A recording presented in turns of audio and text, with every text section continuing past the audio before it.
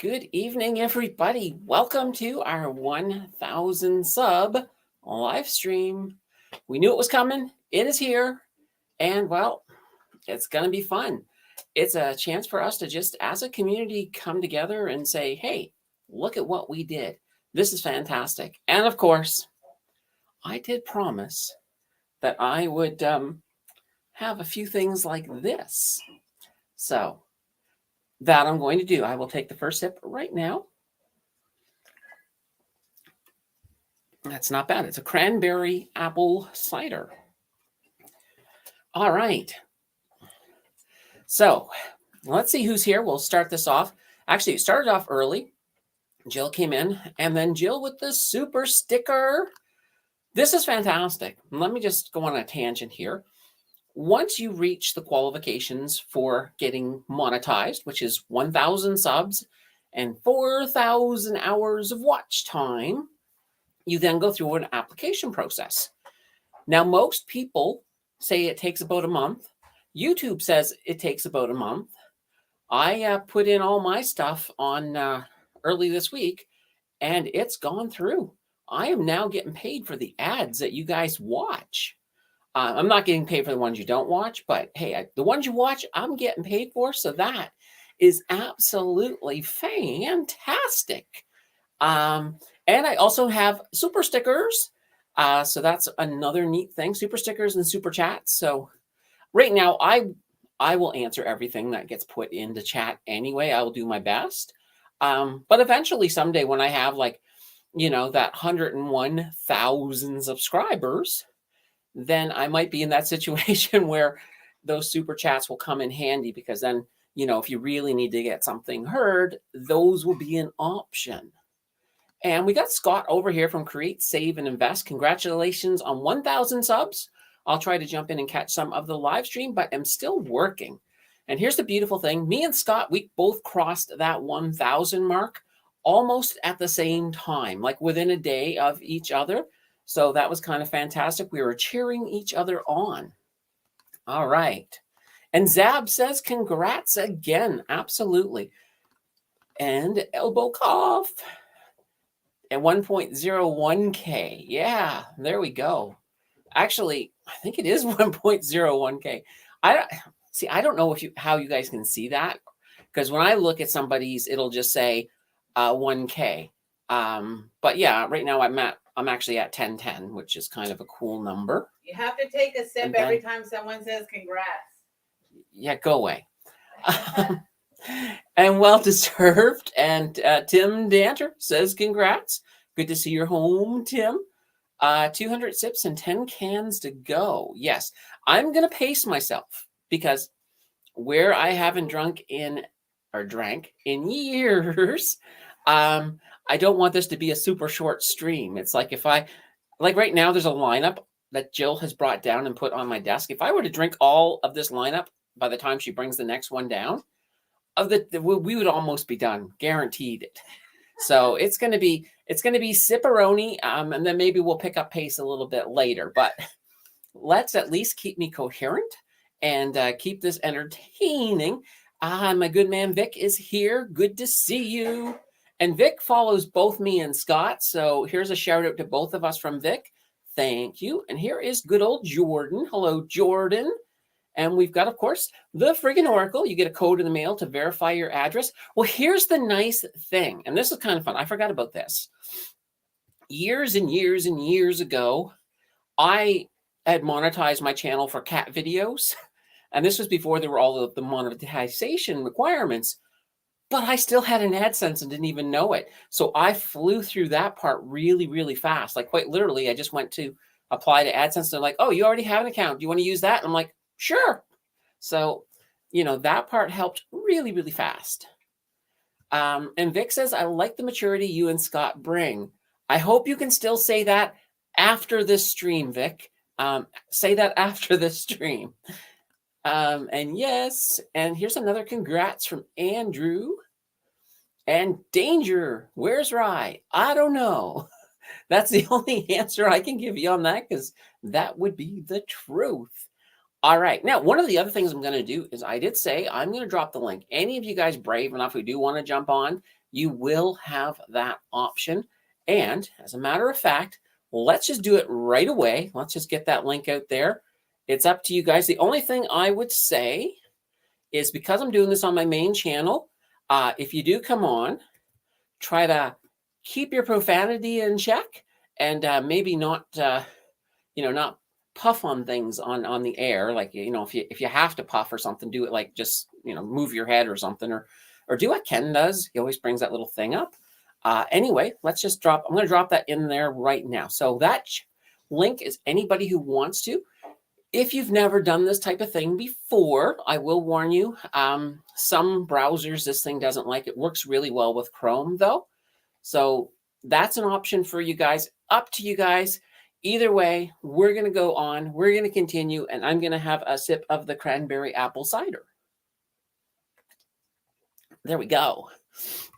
All right, let's go back to the beginning. So one of these things I like to talk about is what did get me involved in YouTube. I've been thinking about YouTube for a long time. So I don't want people to think that this was just something a year ago I said, I want to do YouTube. No, I thought about it for a while. On my main channel, like I've got 192 subscribers on my main channel. I used to do little cat video things, and I used to just do some stupid stuff, and I just didn't know what I wanted to do on YouTube. And it also, as well, the whole getting yourself in front of the monitor or in front of the camera, that was another little thing too. It's interesting when you do think about doing YouTube. That's one of those things you have to do, because a lot of people, and me included, I wanted perfection. And that was kind of what I was thinking, like, well, can I do I have the skills to do this? Do I have the ability? Do I know how to edit? What can I do? But honestly, you don't really need the skills. You don't need the edit. You don't need the fancy equipment to start. All you need is a camera. And guess what? If you've got even with a 3-year-old camera, like a 3-year-old iPhone or a Samsung, that camera's good enough to get you going. And that's the whole thing. When I started, I was using the camera I use on my the one I'm using right now. This is the laptop camera. It wasn't the best. There's a few videos there. My Christmas video, for example, I absolutely can't wait to redo a Christmas video this year, and then behind the scenes maybe delete that one, because it kind of come off a little bit blurry, and that was just because of this camera. So I never did like that. Nowadays, when I film my regular videos, I'm using a $2,000 camera, because why not? But you don't need to do that. That's the whole thing I'm sort of getting across. It's a situation where you can absolutely make it just on your phone. If you think about shorts, people are going crazy with shorts, and with your shorts, your phone is perfect for shorts. It's already in the right format, and you can do all kinds of crazy stuff and get stuff out there really fast. So if this is something any of you guys are interested in doing, just do it. I think it's Think Media. They always have this slogan, just hit record. And that's all you got to do. Hit record, get something down, edit it to the best of your ability. My earliest videos, every single breath is in there. Every single pause is in there. And, it adds a bit of extra time. It's funny. In the process of editing my videos, I will go through, this is the process. I go into the video.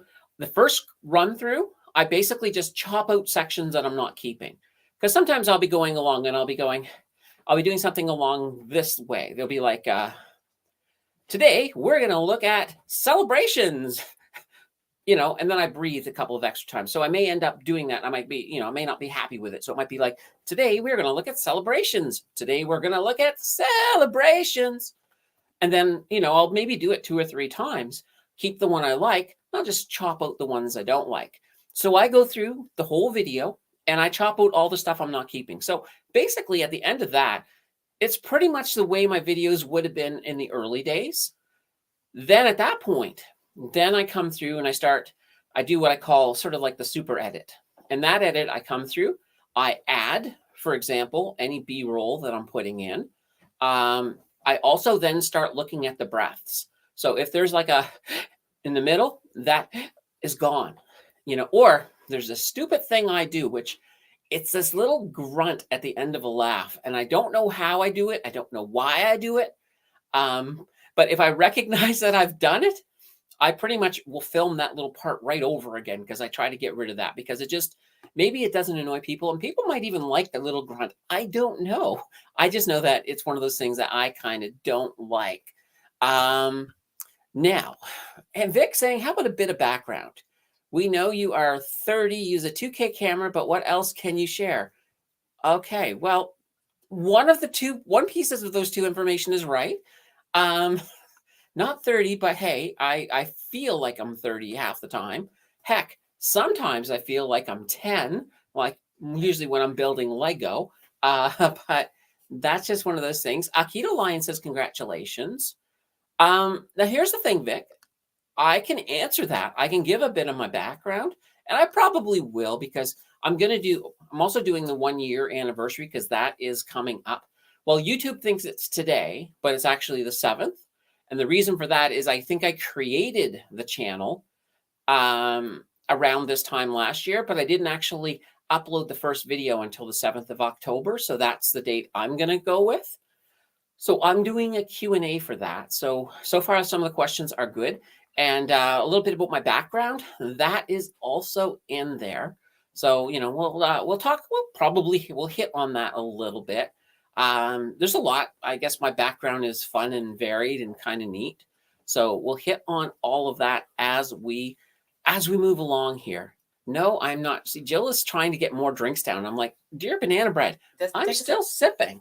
No, sip faster. Come on. I'm not going to sip faster. Yes, you can. Okay. So we also got a pro tip here from Scott. Pro tip when editing, always look at your last take of a section first. It's usually the one that is the best since you stopped doing them. Yeah, absolutely. And that tends to be the whole thing. Now, one of the nice things with me is when I am doing my editing, I usually have a general idea of one that I may have filmed 5 or 6 times. So, and look at this. Get a straw, and Jill sounds fun. Yes, Jill wants me absolutely hammered. And I have different ideas. I believe there's nothing wrong with responsible drinking, and that would be the theme of this show is responsible drinking. So at least I'm saying that in the early parts of the show. I'm going to drop that link out again we got a bunch of new people in. So anybody who does want to jump on, more than welcome. There's the link. As I said before, works best in Chrome. I'm just trying to get you to be silly, Candace. That's all. Be silly. Yes, Jill is trying to get me to be silly, Candace. That's fine. I don't mind being silly, and we will get silly. So here, Vic, I will give you some previews of my past. All right, I've been to university. I did a double major in, guess what? It's not finance. It was biology and chemistry. So I know a good deal about science. I've done a lot of different management, and I've also been a trainer. I did a lot of training. So I think that's really helped me with YouTube because I have that ability and I had to do that as a living. I had to take more complex topics and boil them down to very, very easy topics so that people could understand them really, really well. Response to drinking. And Andrew says, you can blow stuff up. Yes, I can. Funny story. As a kid, I blew the entire circuit breaker in my house because I wanted to get superpowers. So I took a lamp. It wasn't, the lamp wasn't turned on at the time. I removed the light bulb.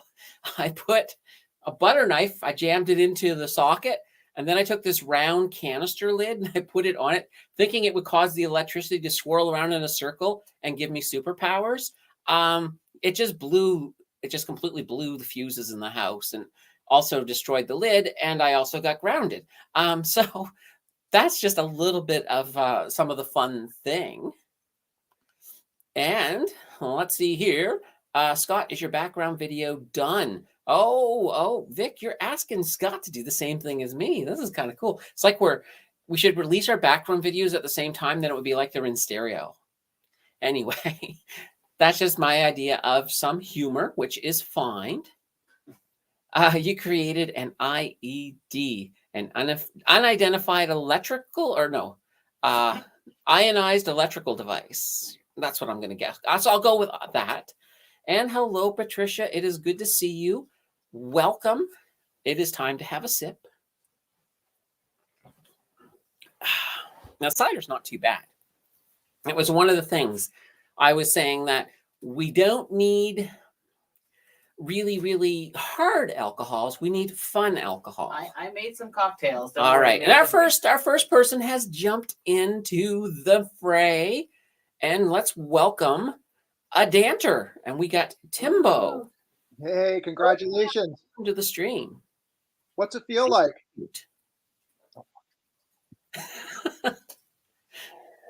Better. Oh, excuse me. No. All right. Well, we almost had Tim Danter. Better? He is having some difficulty with his sound. So Tim Danter is going to mime for us. It will be great if you just sort of mime around the box, like, where is the edge of the box? Like, and now he's cutting.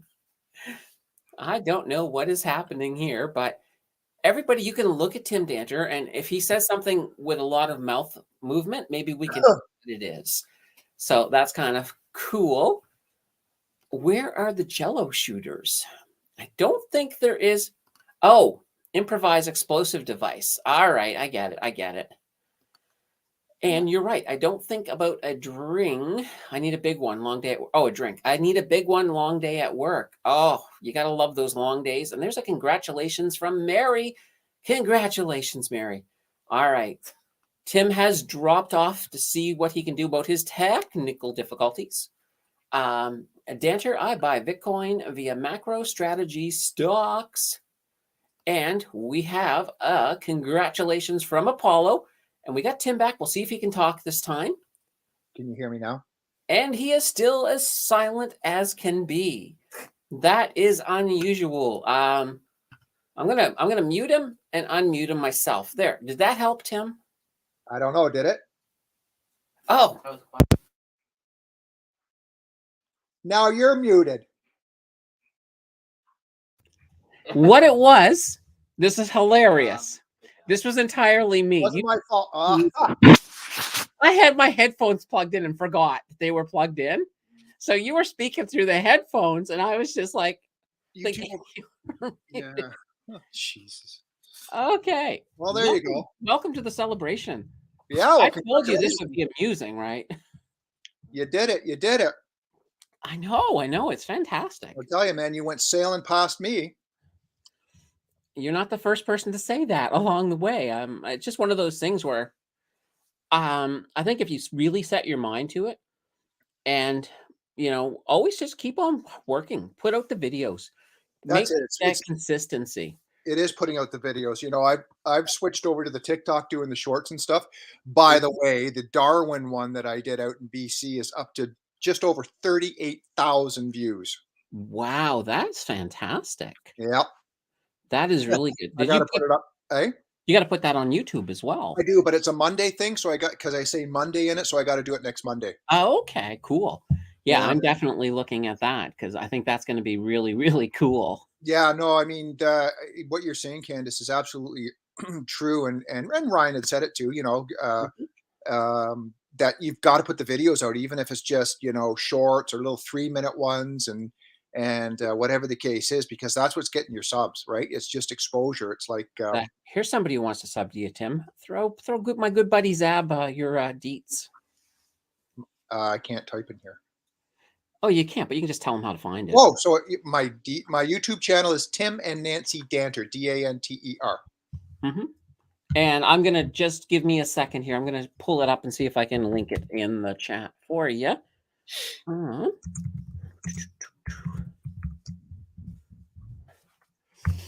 I should have all these links ready and just ready to go.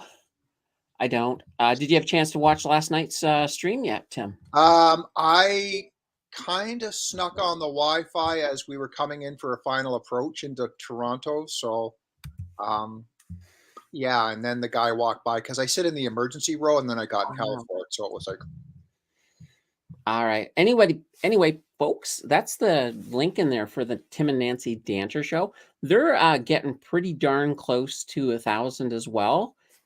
Plus, I do a live stream with them every week over on their channel. So, you you hosted know, last night for me. Thank you very much. oh, not a problem. It was fun. I mentioned that's why I said last night on your stream to the friggin' Oracle. I said, the reason he chose me over you is he didn't want the stream to go to 3 a.m. No comment. I know. That's kind of funny. He's just warming up. He's just warming up for tomorrow night. That's what he's doing. Mm-hmm. And then here's Vic, happy to support. And Tim, would you ever talk about random things that you've seen as well being a driver instructor? Hey, yeah, what is the craziest thing you've seen as a driving instructor? Craziest. There's too many things to it's things that make you just go, what did they do that for? Like in Brantford, Ontario here, you come up to a stop sign, and it literally has below the stop sign a white sign under it telling pedestrians that the cross traffic doesn't stop. Oh, interesting. I'm thinking,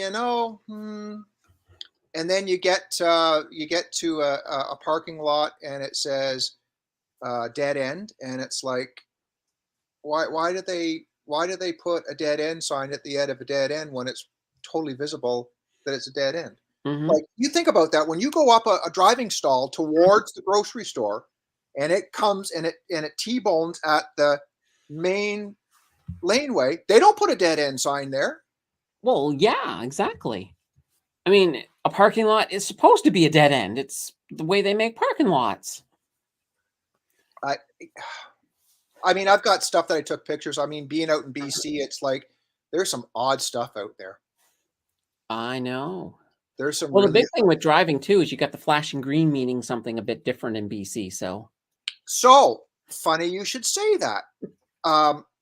Someone said that to me. They got a lot of flashing green lights. So I'm Nancy drove, like I had a bit of a vacay, and she did all the driving, and I'm thinking, okay, I'm going to watch these flashing greens, and it's like, in a second I figured it out.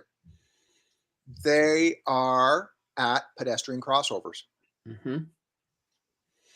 There are no traffic lights this way. They're just flashing green, and it's for pedestrian crossover. They're controlled by the intersecting street by a stop sign. And people go, what do I do at the flashing green light? It's like, go. Yeah, and there we go. Scott's from the West, and he knows. Yep, beautiful out there. Just beautiful. Hot, sunny. And the friggin' Oracle sees strange things on the road every day, apparently. So an eagle pulling into... Oh. That's what I said. Strange things on the road. Oh, Ken. Hopefully that doesn't make it onto your shorts video channel. But yeah, that's kind of the interesting thing. Like, I mean, that's like where I'm learning to drive. It's going to be a whole new perspective of seeing things, which I'm kind of looking forward to. But at the same time, it's like, it's almost like learning how to drive has almost ruined walking for me. Because I keep you'll become a better pedestrian. Yeah, absolutely. I mean, it's a matter of timing and stuff, and you'll probably. I mean, when was the last time you were behind the wheel of a car? I think I had a little bit.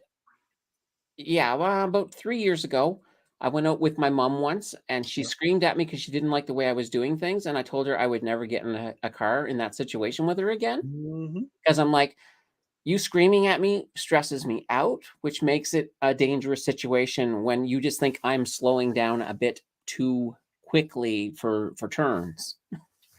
It's like there's ways to convey something that doesn't involve screaming like the world is about to end. Right, and usually screaming is just one pitch. It's like, what do I do with that? Like, oh yeah, I know, danger, danger, ranger, but it's like, what are you all freaked out about? Like, there's so much out there that you could be freaked out about. Exactly, and that's the thing. And I mean, I think if you're teaching someone to drive, you have to take into consideration that their skill level is nowhere near yours, and you can't put those expectations on them immediately. Right. Um, you know, And and the that way was and the way you do it isn't or the way that the person training the new driver isn't necessarily the correct way. And it's I think where the frustration comes out is they can't get it out the way Mhm. they want to get it out. It's like they got it in their mind of you got to do this and this and this and this, but they can't explain it, and then they get mad at the person because there's that emotional connection because they're family or friends or Mhm. whatever, and that's where it all goes to hell in a handbasket. Well, exactly, exactly. Mhm. And I think the other thing too, I mean, my mom is a good driver in her skill levels, but she has a lot of little shortcuts and she loves the speed. So, she's one of these people who I'm out driving with her and she'll be like, "Why do I always keep running up to these slow pokes?" And I'm like, "Because you're going above the speed limit and you catch up with people going the speed limit." Does she once she catches up? Well, if she's She will. She'll pass. She'll find a way to oh, pass. will she? Yeah, I mean, she'll still. I mean, she won't break, solid double yellow lines or anything like that. But as soon as it's legal to pass, she will do it to get around them. See, and I don't understand people that they come up on you. I mean, I came up to the cottage today and I'm on an 80K road and I got the two kayaks on top because we're storing them here. And I'm doing 85, 87, and the guy comes up and dotted line Mhm. and he rides my tail into the next town. I'm thinking, why? Like when you speed up and you get behind someone, it's like all I have to do is have something run out in front of me and brake hard and we're done. Yeah. Well, I mean, I look at it this way: these people who are speed demons and they're trying to pass everybody, um, they're probably only getting to their destination a few minutes before you. Plus, they put their lives and the lives of the people around them in danger doing it. So it's like, what's the point? Yep. I But don't know. fortunately, there's a lot of people there. They're just absolutely, what's the word for it? Crazy when it comes to driving and some of their skills. And I think it's one of these things. Like, and I'm speaking as somebody who's learning how to drive, but I almost think like refreshing driving training should be almost mandatory uh, for people as their skills get and as their habits get really into bad, dangerous situations. Yeah. Yeah, they had brought that out and they did a pilot years and years ago with Peterborough Police had done that. It was like traffic school, like the United States has. And I bet you they'll start to look at that again because it's just they're looking to the people need to generate revenue, right? Like, and I mean that's a good way for the courts to generate revenue. It is. It is absolutely. Create the backlog, it gets deferred until they can produce it, and then you're going to get the little schools who get approved that really shouldn't have been approved, and it's like, yeah, we'll just sign here. You've done the time, Mhm. and for what? For $1,000? Yeah, but I look at it this way: there are some people who might start to drive a little bit better just because they don't want the hassle of having to take a course again. Mhm. So that would be kind of interesting. I don't understand with all electronic cars, the electronic cars that are out there today, why they can't program it to put speed restrictors in. Yeah, but you also have to look too, though. I mean, if you are in a situation that you're traveling the speed limit, and if that it depends on where you put the restrictor at. But I mean, sometimes you do have to There you go. accelerate to avoid an accident, right? There you go. And that's I was waiting for you to say that because as soon as I plop that out to anyone, they say, "Oh, you could never set it at 80." And I said, "Who said about setting it at 80? What's Yeah. reasonable?" And it's like, exactly. You take your biggest highway and you put it to 15, 20 over whatever it's identifying the limit. Because now you've got technology that will identify a road sign, right? And, right? Or there's telematics. Telematics. I got telematics in my car. It sends off a beeper every time I'm 15K over whatever the posted Mhm. limit is. Yeah, and that's not a bad idea. I think that's a really good idea. Get that beeper out, and at least that way there you're aware. Because if you're at that point that you're not moving your eyes around enough, and you're feeling a little bit of that road hypnosis, you probably have no idea what speed you're going. Nope. And it's one of those things. And if you don't have other cars around you, so you can sort of go with the flow, um, you could easily be much faster than you think you're going.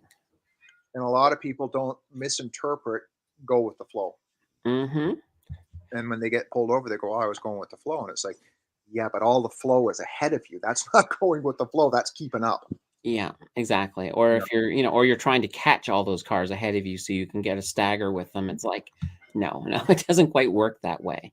Mhm. I mean, as far as I'm concerned, the perfect stagger is when all those cars are really far ahead and you're sort of all by yourself. Yep. You've got basically the whole road to respond to any kind of a crisis that occurs. Yep. Well, without space, you have no visibility, Hmm. and without visibility, you have no space.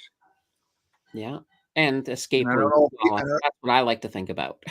And I don't know if that sinks in with a lot of people that are watching right now. They're going, "What do you mean by that?" They're going, "Yeah, yeah, yeah." But what do they mean by that? What do I mean by that? Hmm. And what Patricia is saying is right. There are a lot of people there that do drive crazy. And that's why I think you need to take a defensive driving mindset when you're on the road. It doesn't matter how good your skills are. It's those crazy people. If you're prepared, at least, your odds of you being in an accident thanks to one of them reduces dramatically.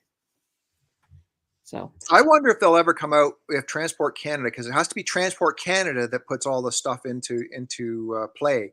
If they'll ever come out, I mean, they've now made it mandatory for reverse cameras and so on and so forth. But because rear end collisions are one of the highest categories of crashes, whether they'll come out and say all cars built from this date forward have to have a sensor where it absolutely just kind of puts a restriction on your acceleration as the camera is sensing you're getting closer, and you can't override it.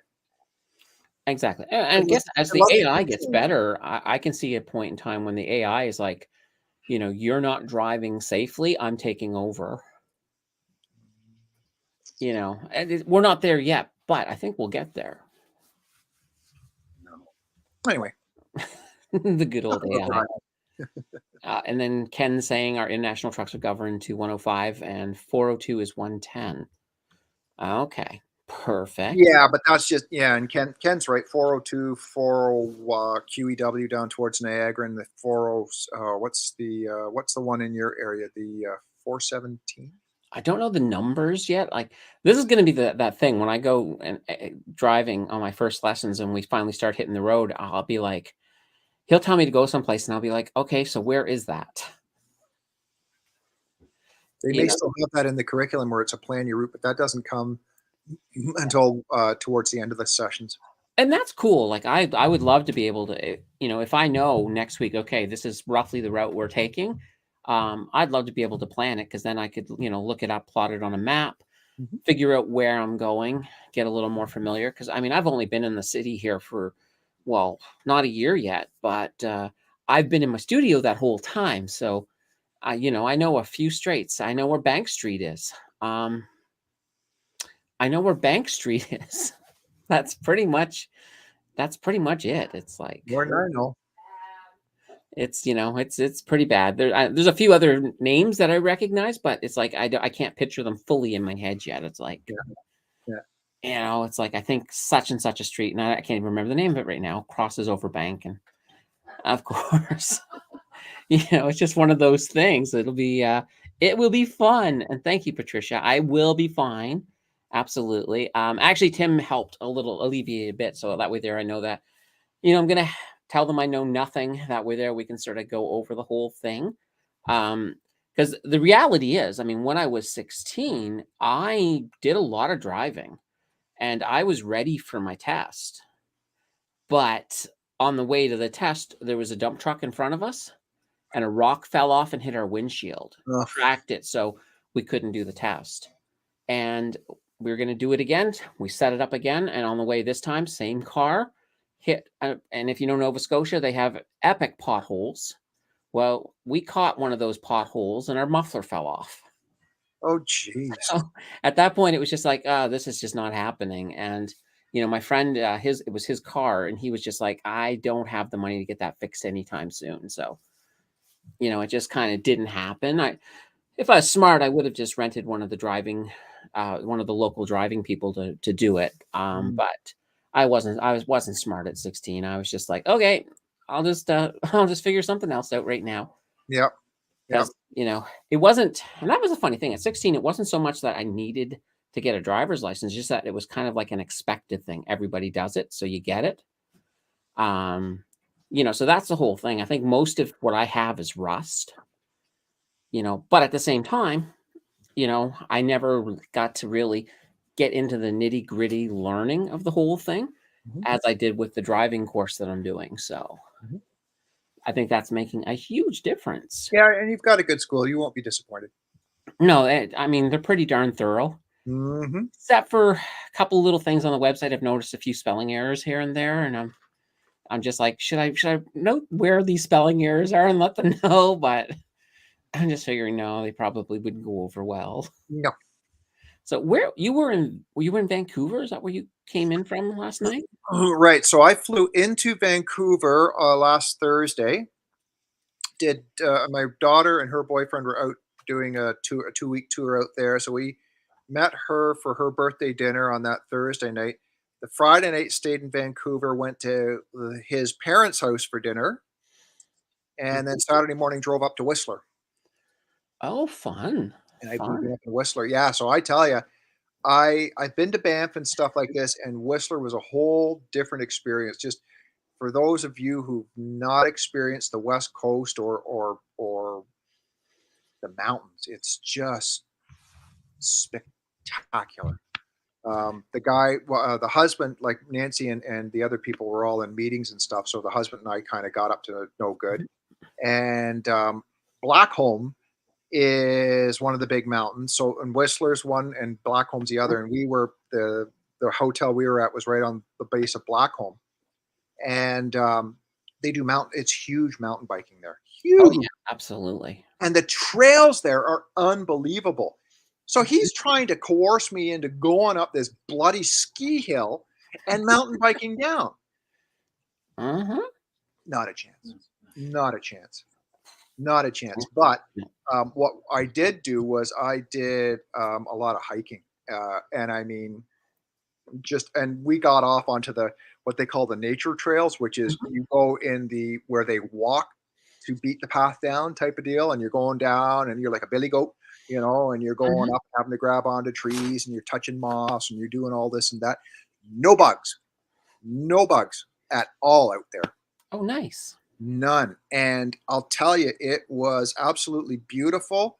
I was scared crapless because I thought I was going to see a bear. I mean, we were out in the middle of the woods, and if a bear had come out, don't know. The good news is usually if you're in groups, your chances of running into a bear, 2 of us. At least make enough noise. Make it sound like there's more of you. Yeah, I'll sound like your mother screaming. Yeah, exactly. But the real cool thing was we went to a train wreck in the bush. It was it's called, no kidding, I'm not making this up. It's called Function Junction, south of Whistler as you go into Whistler.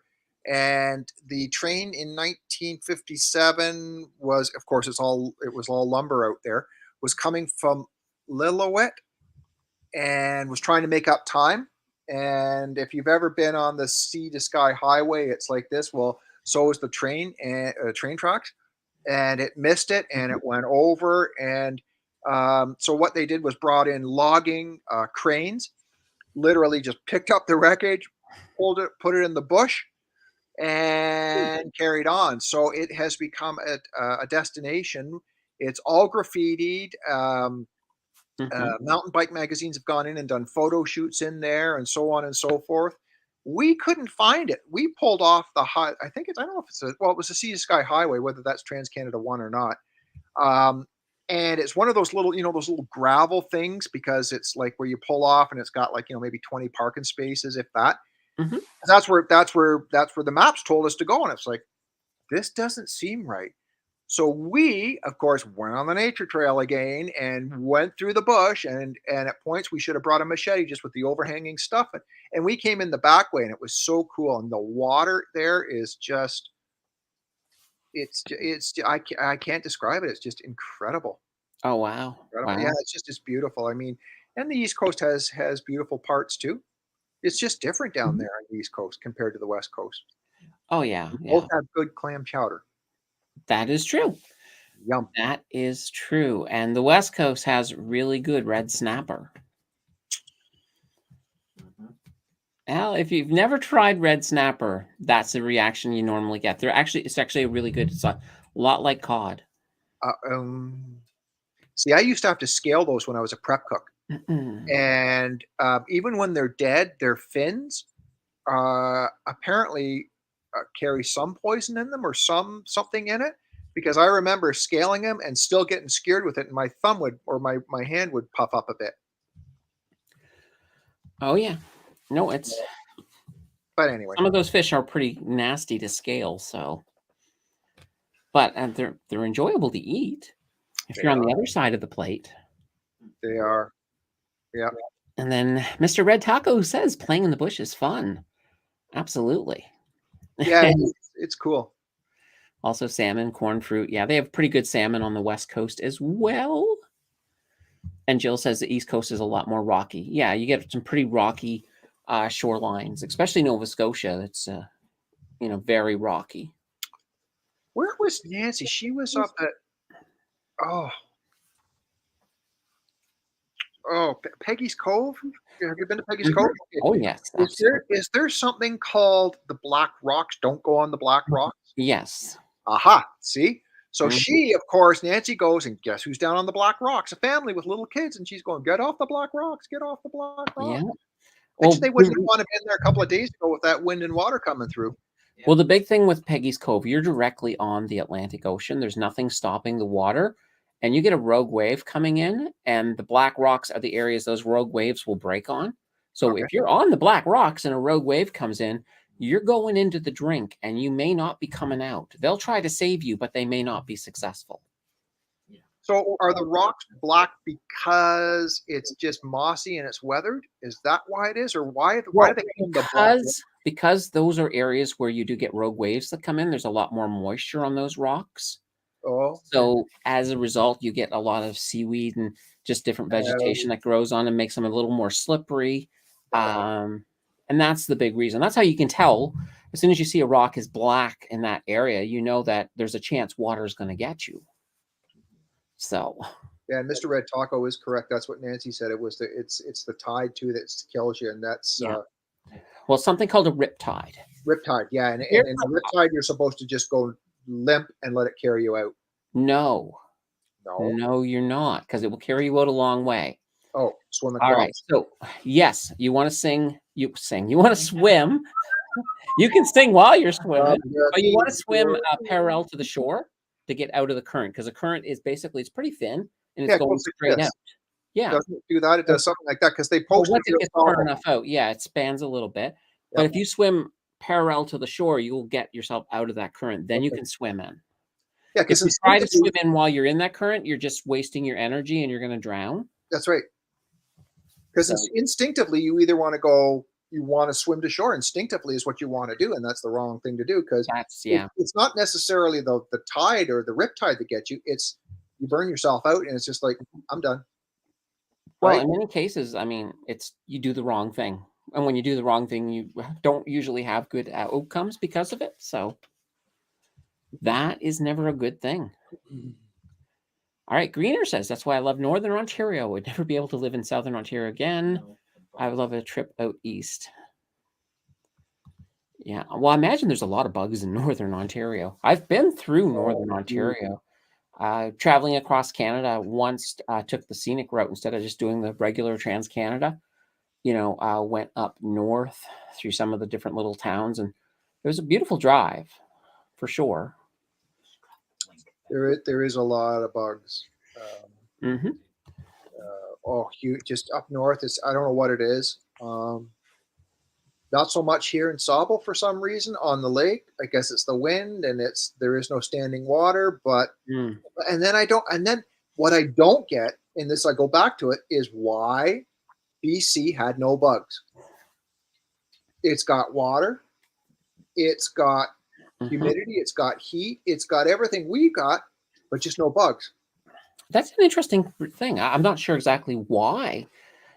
Unless the bug population doesn't migrate past the Rockies, but yeah, you'd think that there would be bugs there. I mean, that's actually a good. They have better weather and everything.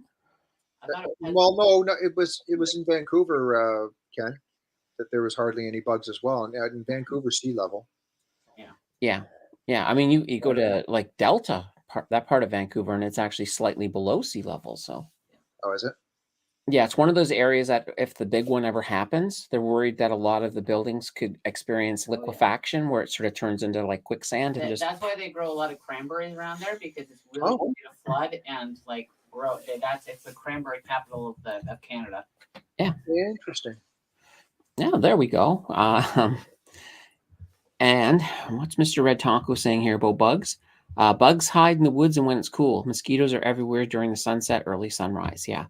See, mosquitoes are super bad in Nova Scotia. Holy banana bread. I wonder why.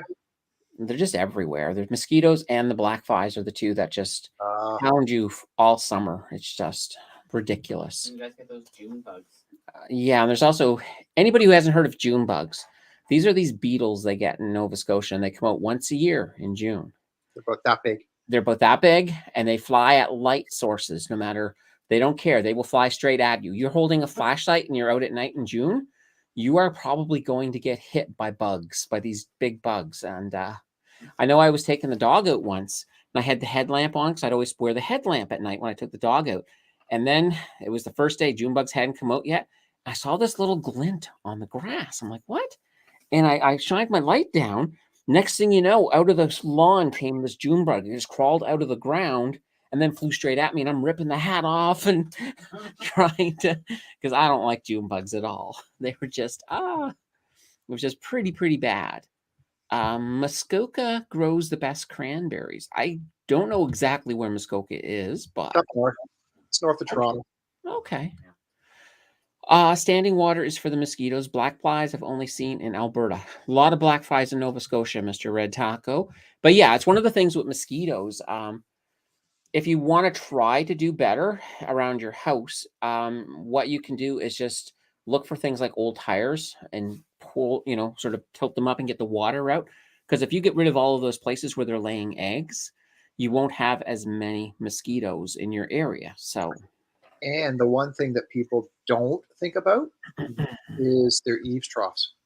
That's true. If your eaves troughs have not been cleaned and it's damp and it's moist and the eaves troughs are full, that is prime breeding ground for the mosquitoes. Oh, absolutely. And Mr. Red Taco, June bugs, as far as I know, do not bite. They just buzz you and they hit and they can get stuck in your hair. And they're just very creepy. They got creep factor. No biting, but lots of creep factor. It's like the love bugs we hit in Florida. It was just like it was like that movie where you just see it's a cloud. It's just literally a black cloud, and it's like, what is that? And they're all bugs, and you drive through it. And then Labrador says heading to the Rock in June for the last time. 20 plus years in Southern Ontario, enough for one lifetime. The wife wants to retire. So I think you're gonna retire on the Rock. Now, I assume the Rock is the island part of Newfoundland, maybe, or is it just or is the whole thing? And Labrador, you'd know, is the whole thing called the Rock? Because that's always confused me as to whether it's just the island part or whether that includes Labrador as well. Now, with Labrador in your name, I'm thinking it's probably the latter. Go dog sledding. I'd love to go dog sledding. I think that would be a lot of fun. Black flies are only really bad in May and June. End of July and August are bad for mosquitoes and deer flies. Oh, they're worse. End of August. Usually it's done with. Yeah.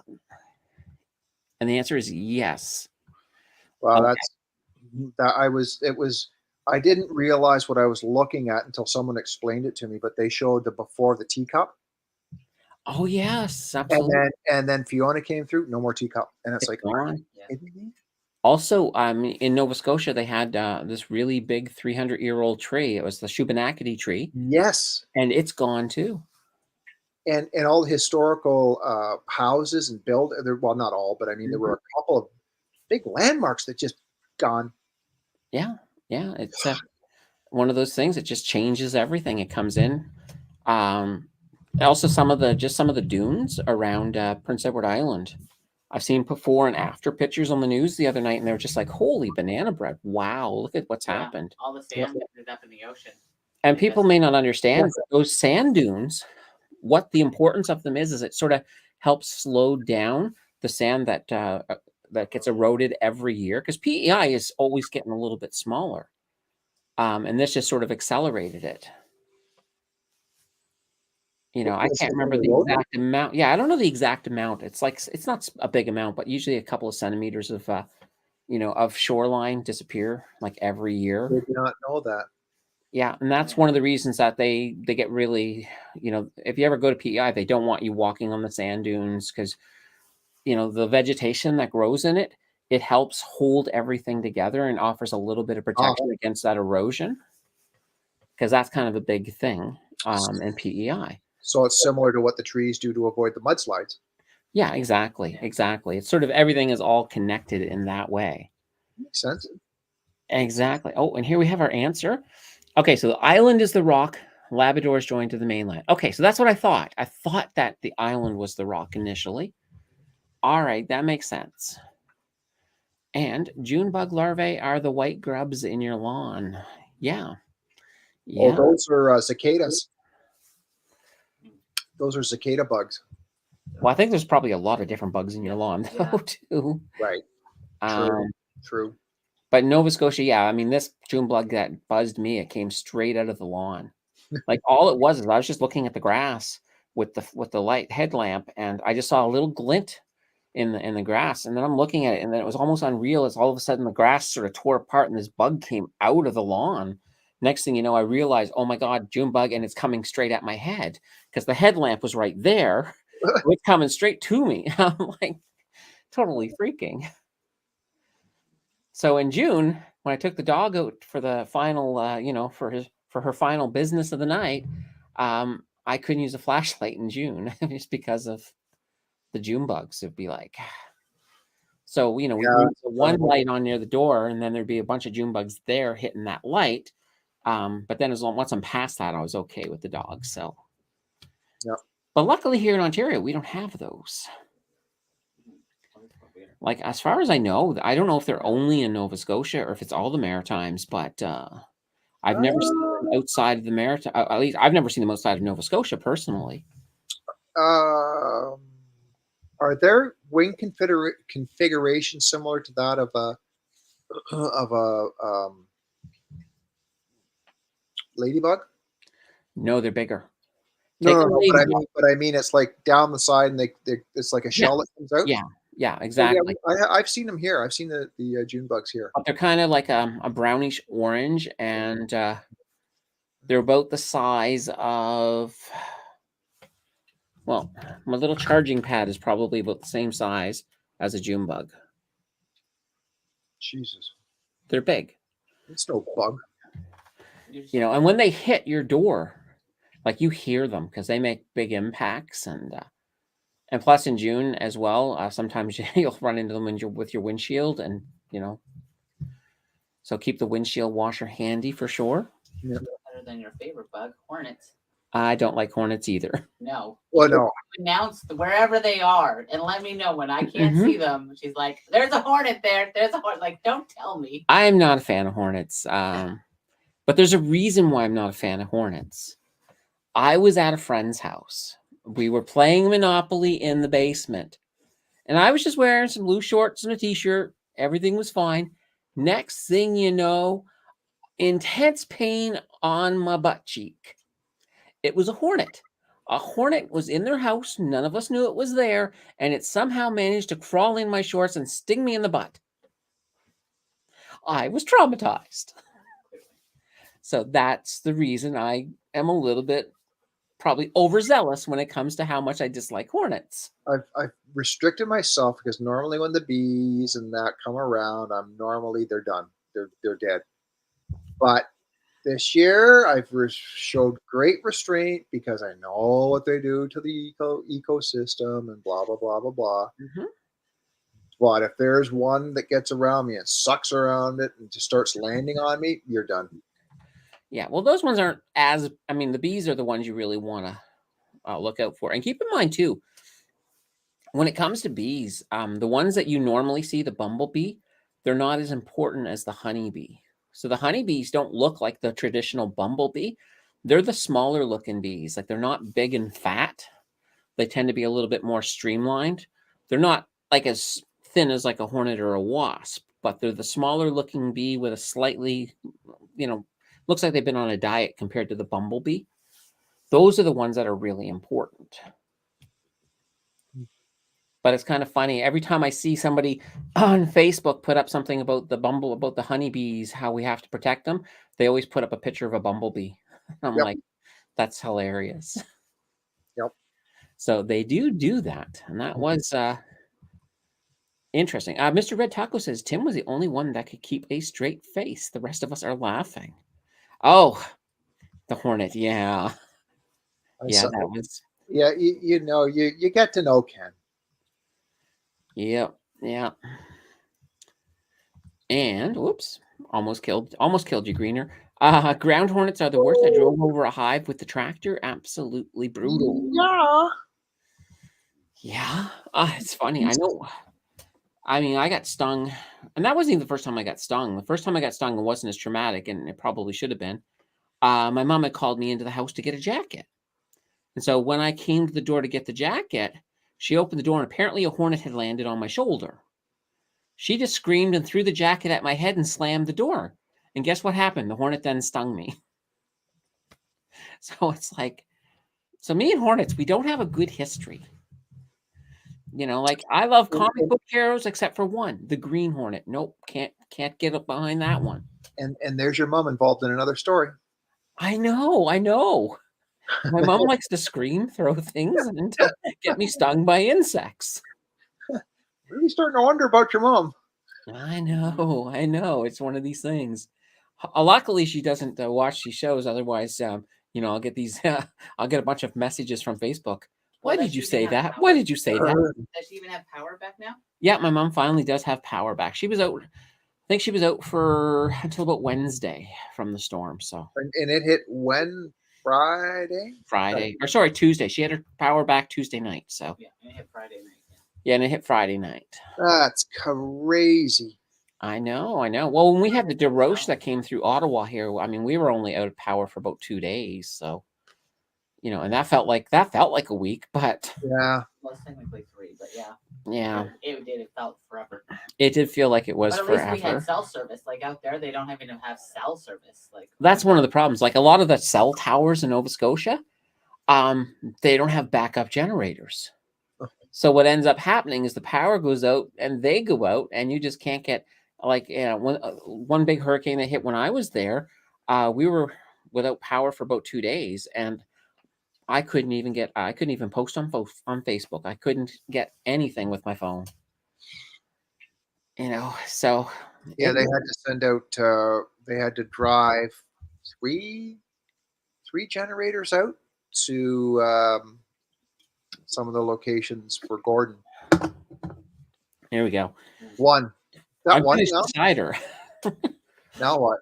Now, yeah. So next sentence, pineapple and blue cacao, whatever that blue stuff. Now she's making me some strange looking that's stuff. Blueberry. Oh dear God. Cocktail. Oh. Let's try it. It's gonna be warm by now. Is it black? It's kind of blue. It's blueberry. Blueberry juice with some vodka. Yeah. And what's in it? Apparently blueberry juice and vodka. Nothing exciting. Nothing exciting. I just told her that I don't want to taste the alcohol. Yeah, there's some blueberry syrup. So make it fun. Blueberry juice, blueberry syrup, and vodka. They had Nancy, or not Nancy, but one of the people that we were out there with had this drink, and it came in like it was like a lantern holder, so it was glass on all sides, Oh. and it was filled with smoke, and it was the experience. So when you opened it, this one smelled just like a campfire. Here's a funny thing. I went to a bar in my younger days in Calgary, and they had Manhattan iced tea. And I was looking at the sizes, and they were like, they're like a regular size and bucket size. I'm like, all right, I'll have bucket size. And they actually served it in like a bucket, like, the ones that kids take to make a sandcastle at the beach. So it was like got danger written all over it. I know. I quite literally, that did me most of the night. because you could just sort of sip on that and Oh, not have yeah. to go back. But it was good. I've seen some weird bars. See now, not Calgary. Yeah, it was also Calgary. There was this one bar when I was about 22, 23. I found this bar. It was in the basement of an old-looking Gothic-looking church, and they had like all these frigging candles everywhere, and everything was cement. And it's like when you finished your drink, you didn't even return your drink; you just threw the glass on the floor. What? And I was just like, "This is the greatest dive I've ever been to." It was just, I don't know what you would call that, whether you call it a rave or what, but it was just, I don't know. it was just really kind of cool, but at the same time, not a place you'd want to fall onto the floor for any reason whatsoever. I think for the most people threw their glasses in one area, like not just anywhere, but still, it was just one of those weird things. It's like you'd never find a bar today where you just like, oh, we don't want the glasses, just break them. That's crazy. Oh, I know exactly. I'm going to drop the link here one more time, guys, in case anybody wants to jump in on the conversation. You're more than welcome to. Otherwise, it's just me and the Timbo as we talk about all these weird things. And rave with a Jewish twist. That is kind of that is a Jewish thing, right? Where they break, or I thought, isn't that Italian?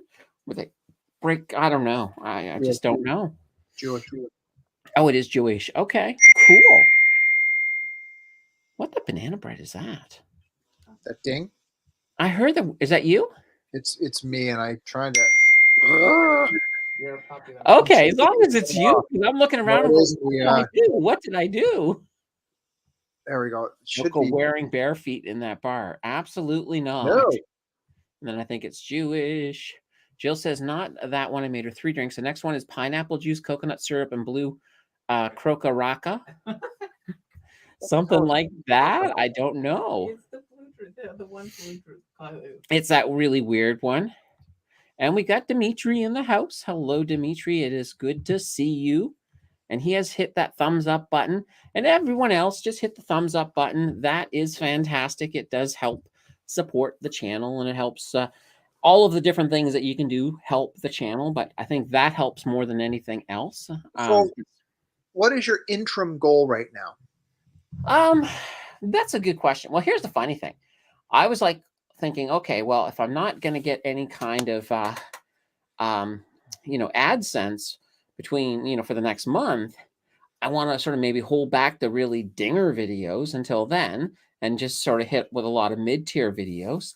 But now it's like 2 days later, like, oh, I'm now there. So it's one of these situations where it's just like, I need to come out with, well, I'm taking the weekend off, so I'm going to try to make Monday into an insanely dinger one. I figured I deserve one weekend off after a year. Absolutely. So Absolutely. yeah, going to do that this weekend. Try to come up with something big. Luckily, I've got most of Sunday to myself because Jill's going to some kind of a doll thing, and I was able to get out of it. A doll? It's a thing that has toys, miniatures. Oh, miniatures and dolls, and it's more of a collector thing. Yeah. So luckily I was able to not go to that, so I can, I would have went if she couldn't have found anyone else to go with her. I would have went, but I didn't want to go, so it worked out well.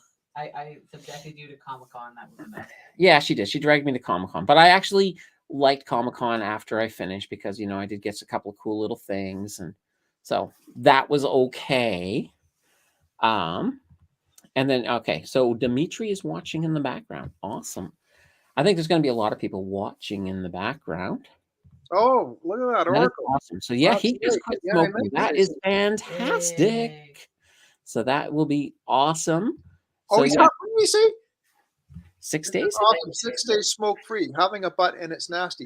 Oh, wait a minute. He's saying 2 things there.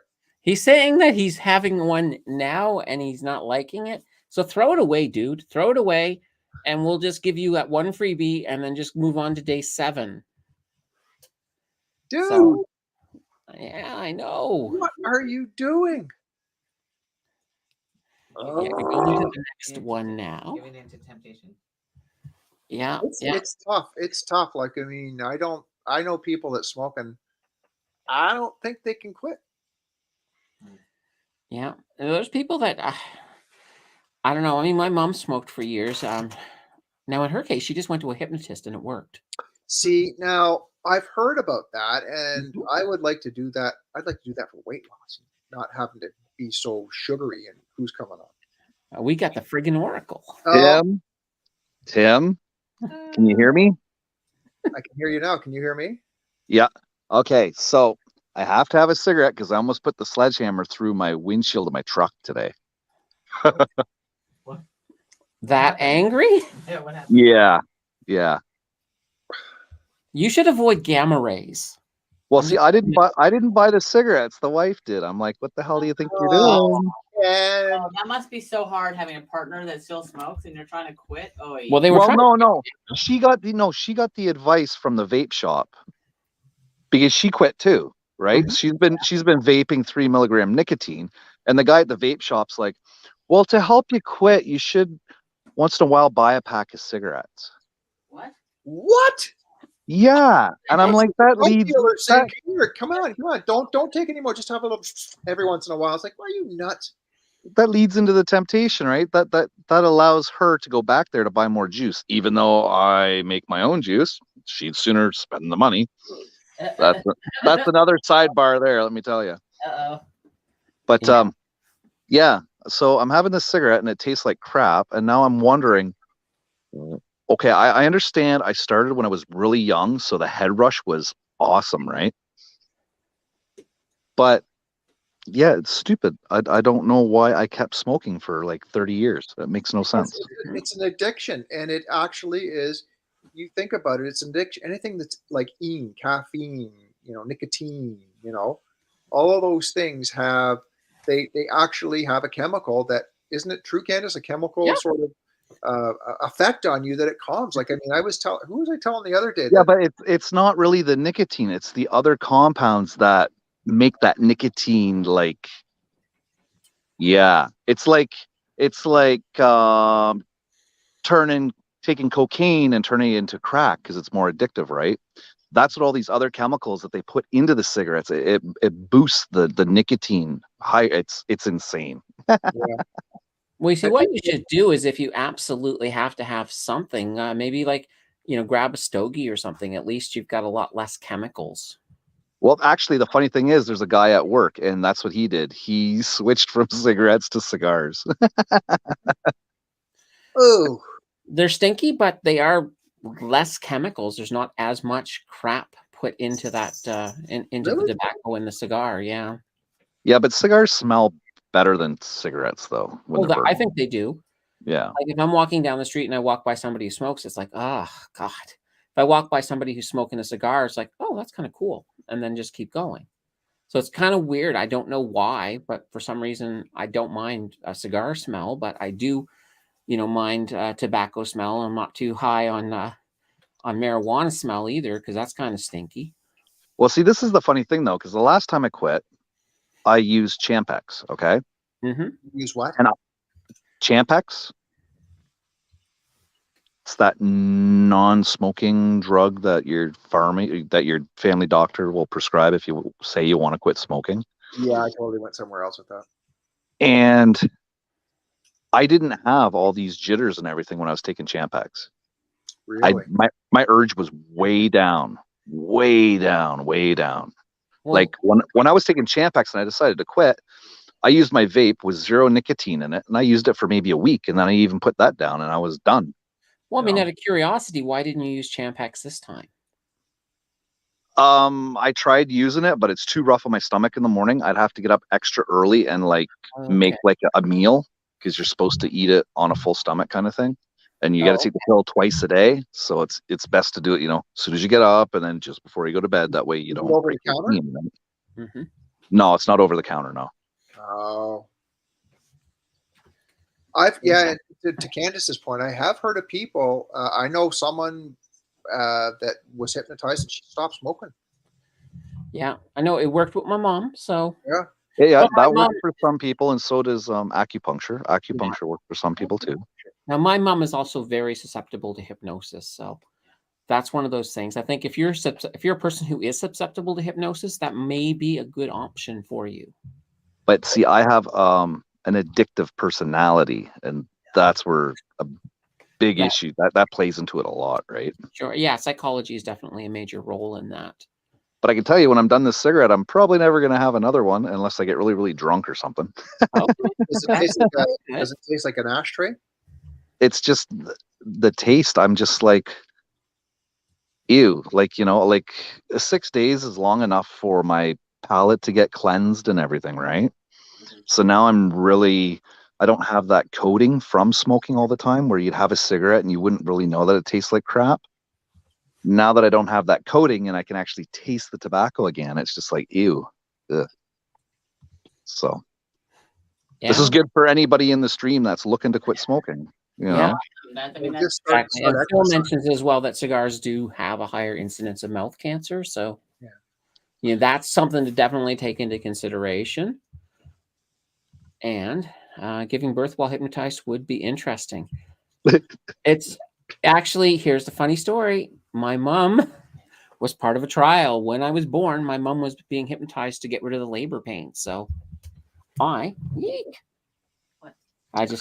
just nicked the little thing here. So we got a little bit of alcohol on the thing.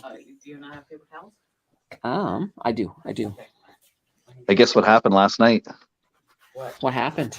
The dog got sprayed by a skunk again. Oh. That's like her 4th time this year.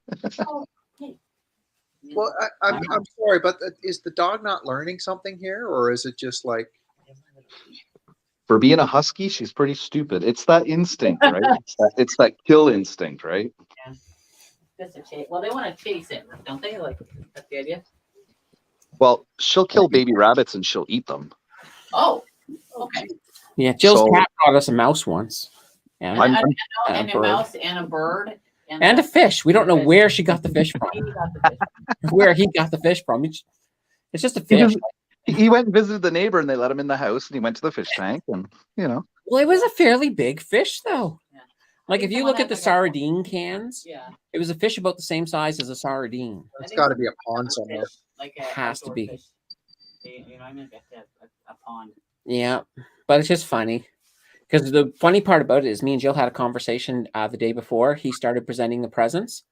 I said, you know, he's out there killing birds. And she's like, no, he's not. He doesn't do that. He's a good cat. He couldn't catch a bird. He wasn't very good at catching. Yeah. So. The next day, quite literally the next day, dead bird inside the house that he dropped at the mat as he came in.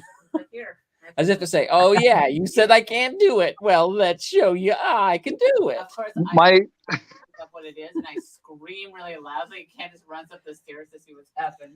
Yeah. Now, keep in mind, too, I mean, because Jill's visually impaired, she can't see what it is. So I come up and I'm like, oh, yeah, Jill, guess what? It's a dead bird. Your cat killed a bird. Yeah, it was a little one. My grandma's cat used to catch mice, and then he would bring them to the front door, drop them, and then meow at the door until you came out and told the cat it was a good boy, and then it would eat it. Oh, nice. It needed praise. It was hilarious. Exactly. Now, Blaze, on the other hand, I don't think she could kill anything. She's just not very ambitious as a cat. She's too friendly. She's very friendly, and you know. Plus, she gets all of her food from the dish, so she's happy. That between that and treats. So, did you start quitting when you were on your stream, Ken? Yeah, Friday night. I had my last cigarette Friday night. I told everybody. I said this is attempt number 1. Right? And I went all day until today, until I found out Natasha had cigarettes in her purse. And then she had one, and she came over here, and I was just like, "Ooh, you stink!" And I was like, "You know what? I better have one just to remind myself that I need to cool my jets when I'm like, I need a cigarette because I really don't need that taste." You know. So that's Blaze, by the way. Did she quit too? No, Blaze never smoked. Not yet. Not that we know of. Hi, Blue. Hi. I mean, maybe she sneaks one out in the backyard. I don't know. I'm not there all the time, but yeah, Natasha quit too. She's on 3 milligram nicotine. Oh, nice. The gum or the patch? Vape. She's vaping. Oh, okay. Oh, okay. Nice. I'm vaping too, but I'm vaping 0 milligram because I'm vaping just for the hand mouth coordination, you know, that fixation, the muscle memory. Mhm. So Go out and walk. Go for a big brisk walk every time you want to do it. Yeah, or just find something you can do. That's well, you that's know, that's what occupy they your say. mind. Yeah, keep your mind occupied. Yeah, Um, like I do maybe that. even like a fidget. You know, get yourself one of them little things that you can like spin or something. Oh well, no, I got my little vape here. Oh, It does okay. its trick. It works. It does its trick for me. So it's Well, just I didn't take it to work with me today. So But then you yeah. put the sledgehammer through your windshield, so I don't Yeah, and it was over something stupid. I couldn't get my hose to wrap up properly on the side of my truck. Oh, Something little, right? A little thing, and I was just like, "Arr!" I was like, oh, I looked at the sledgehammer, I looked at the windshield, and I was like, oh no, I better not. see, what you should have done is took the sledgehammer to the hose because that's where the problem was, right? Yeah, we don't got any spare hoses though, so I would have been. Well, you got spare windshields? Yeah. No, that's why you didn't do it. No, that's why I didn't do it. Yeah. Yeah, there's 2 jokes in there so far. Oh, let them fly. Let them fly. It's Nope. unless they're inappropriate jokes. Nope. Okay, a joke about his hose. Okay, yeah. Let's not let that fly. I didn't say that. You're the one that came up with that. I was talking about his truck. His truck. You know, Candace is just insinuating again. I'm not insinuating anything. Keep drinking. I'm just celebrating. That's all I'm doing. There you go. Drink. Well, congratulations on it. It's been a long time coming. It's what you're saying, a year. Yeah, almost a year. Well, it'll be So like my first video I dropped October 7th. right. So we're coming up onto that. But my big goal when I started is the average is 1 year. So I wanted to do it less than a year. So Right. heck, it's only a couple weeks less than a year, but I'll take it. Yeah. Now you just set a goal for next year, for another year. Well, here's a funny thing. You know, because the way YouTube works, hitting my second 1,000 will happen well before I get to a second year for sure. I mean, it's one of those things where things just speed up as you go. Yeah. So what's your goal for? Oh, my goal? Well, I don't know if I have a goal. Let's say 3,000. Okay. I think that sounds reasonable. Sure. I was given an opportunity to add a whole bunch of subs to the freaking Oracle show, and I was like, no, I don't need that. like paid, like if you pay for them, kind of thing. No, it wasn't paid. It's these other groups that I've been watching and listening to that kind of flow the same way my channel goes, you know. Mm-hmm. And I was just like, no. Yeah, well, that's the thing. I mean, if you go that route, you're going to get people who aren't really interested in your content anyway, so they're not going to help you in the long term. Yeah, it's more trolls than anything, right? Yeah. But I mean, you're like I saw you're over 200 subs now. I'm holding steady at 211 now, which is really weird because normally when I hit 200, it always dropped down to like 180 within 3 days. Well, that's okay. When I hit 1,000, I went to bed that night all happy. I was at 1,001. I woke up in the morning, I was at 999, and I'm like, oh no. Because I had already started the applying and everything. I'm like, what's going to happen? But then I got them back pretty quickly. Yeah. Well, I think my toilet guy channel, I don't think I'm going to edit anything. It's too much of a pain in the butt. I'm just going to put it up. Yeah, why not? And if work says anything, they say something. It's all public view, so I don't know really what they can do. You know, it's public view. Mm-hmm. Anybody could record what I'm doing. You know, anybody can come up behind me and just stick a camera inside the toilet and see what the hell I'm doing. Right? It's public view. So. Well, it's one of those things too where you can always say, "Oh, I didn't know," and then get a warning, and then at that point start blurring things out if you have to. Right, but the things I'm doing, it's to help the company though. You know, it's not like I'm belittling the company. I'm showing you our practices of keeping the toilet clean And you know why, if you're in our area, why you should maybe call us for services that you might require, Right, yeah. And I'm not charging, I wouldn't be charging the company, for advertising, right? It's free advertising, right? So yeah. I think the only issue they could have, I guess, with calling it free advertising is that it didn't get a stamp of approval. Because normally a marketing team will, they'll be looking for exact specific angles and they want to stamp everything that goes out to public consumption. That right. would be the only argument they could probably have, but they probably won't from the sounds of things. Why'd you get Well, yeah, caught?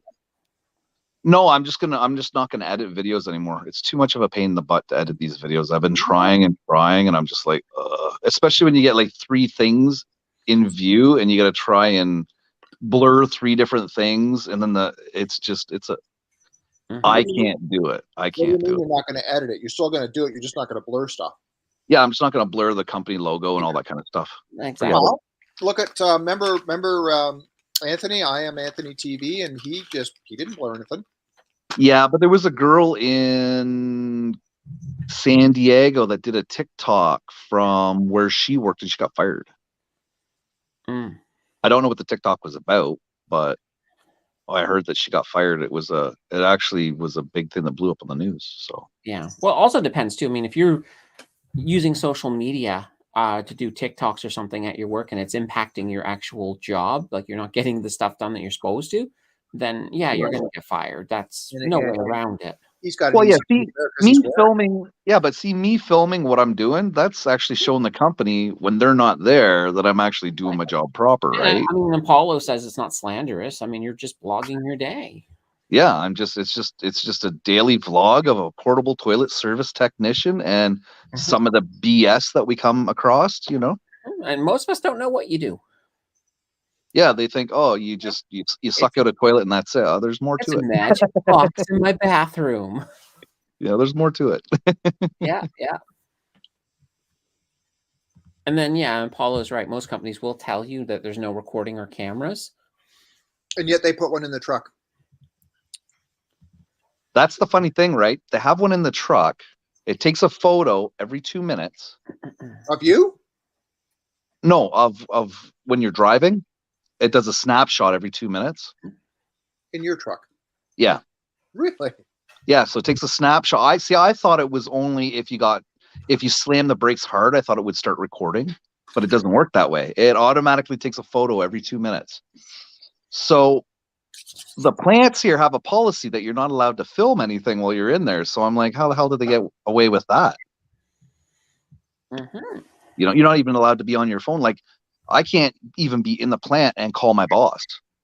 I'm not even supposed to touch a phone and text message or nothing. It's like 0 cell phone, right? Because of the whole security and privacy and. Well, it sounds like you've got something on them if they ever try to oust you.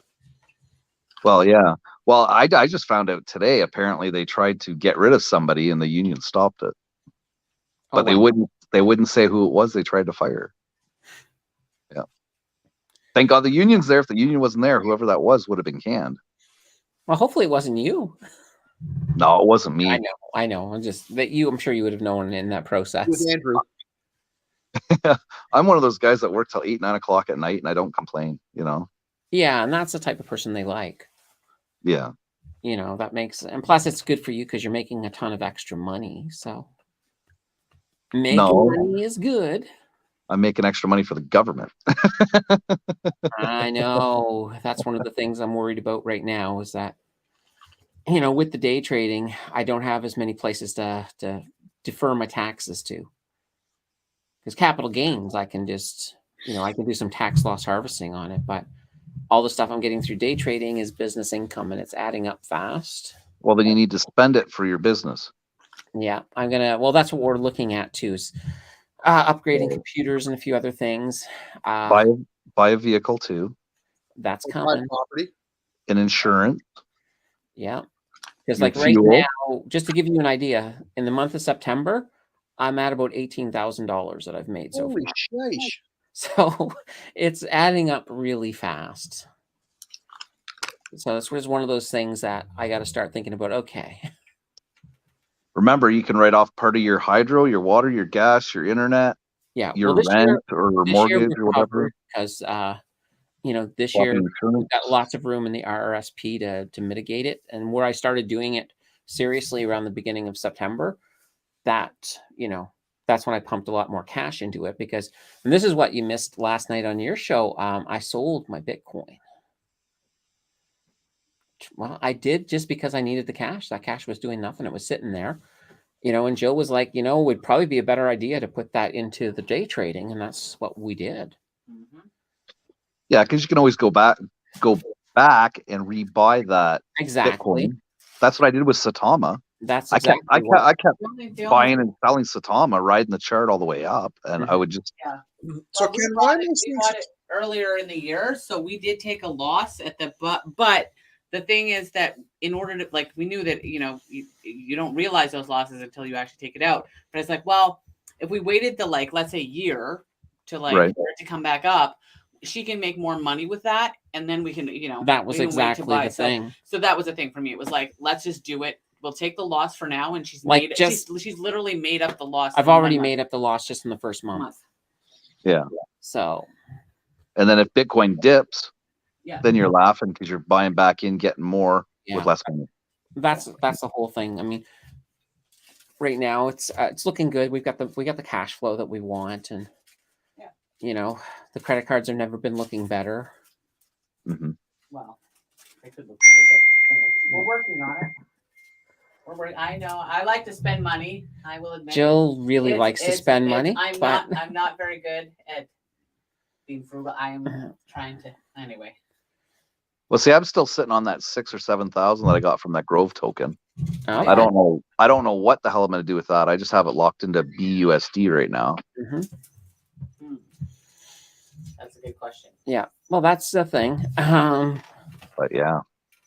Well, if you know of another coin that you want to invest, like, you know what I mean, then you can do that. You can invest that back into, if you know another coin that's coming up that's, you know, launching. You do that because you seem to be pretty good at that. Yeah, I missed out on that one last week, unfortunately. Yeah, Yeah, that's, I no. mean, you're gonna have, that's the thing, even with loss. Like, there's gonna be ones you missed out on, and then you just gotta find the next one and keep going, right? Yeah. Well, that coin I missed out on, that would have been like 80K within a day and a half. That's a hard pill to swallow, dude. Yeah. Mm-hmm. Yeah.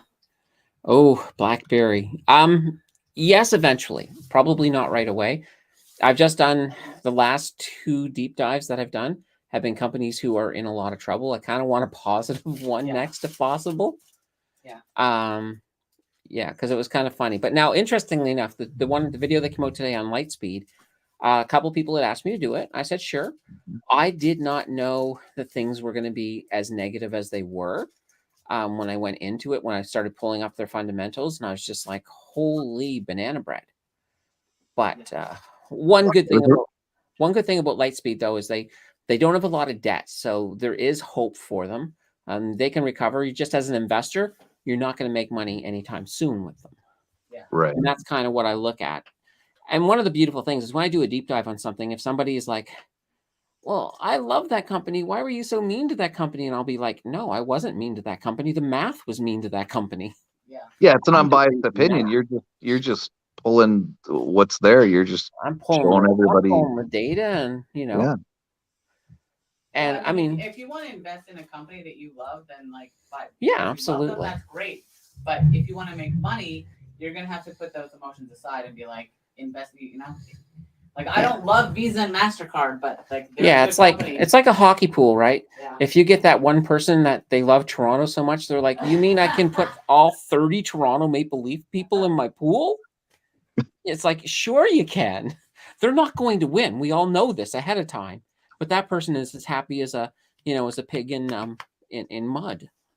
Well, it's the underdog scenario, right? Yeah, exactly. Mm-hmm. And that's what I like here. Yeah, exactly. Lightspeed was spooky. Hey, Bleak, I'm so happy you made it. Numbers don't lie. Exactly. Why say a company is good when their numbers are garbage? Exactly. A lot of times, though, people don't do that deep dive. It's just like, maybe they watched a video sometime. Maybe they watched one on YouTube and somebody was some nefarious YouTuber was pumping, say, Lightspeed or something, they're like, oh yeah, I love that YouTuber, so I love Lightspeed.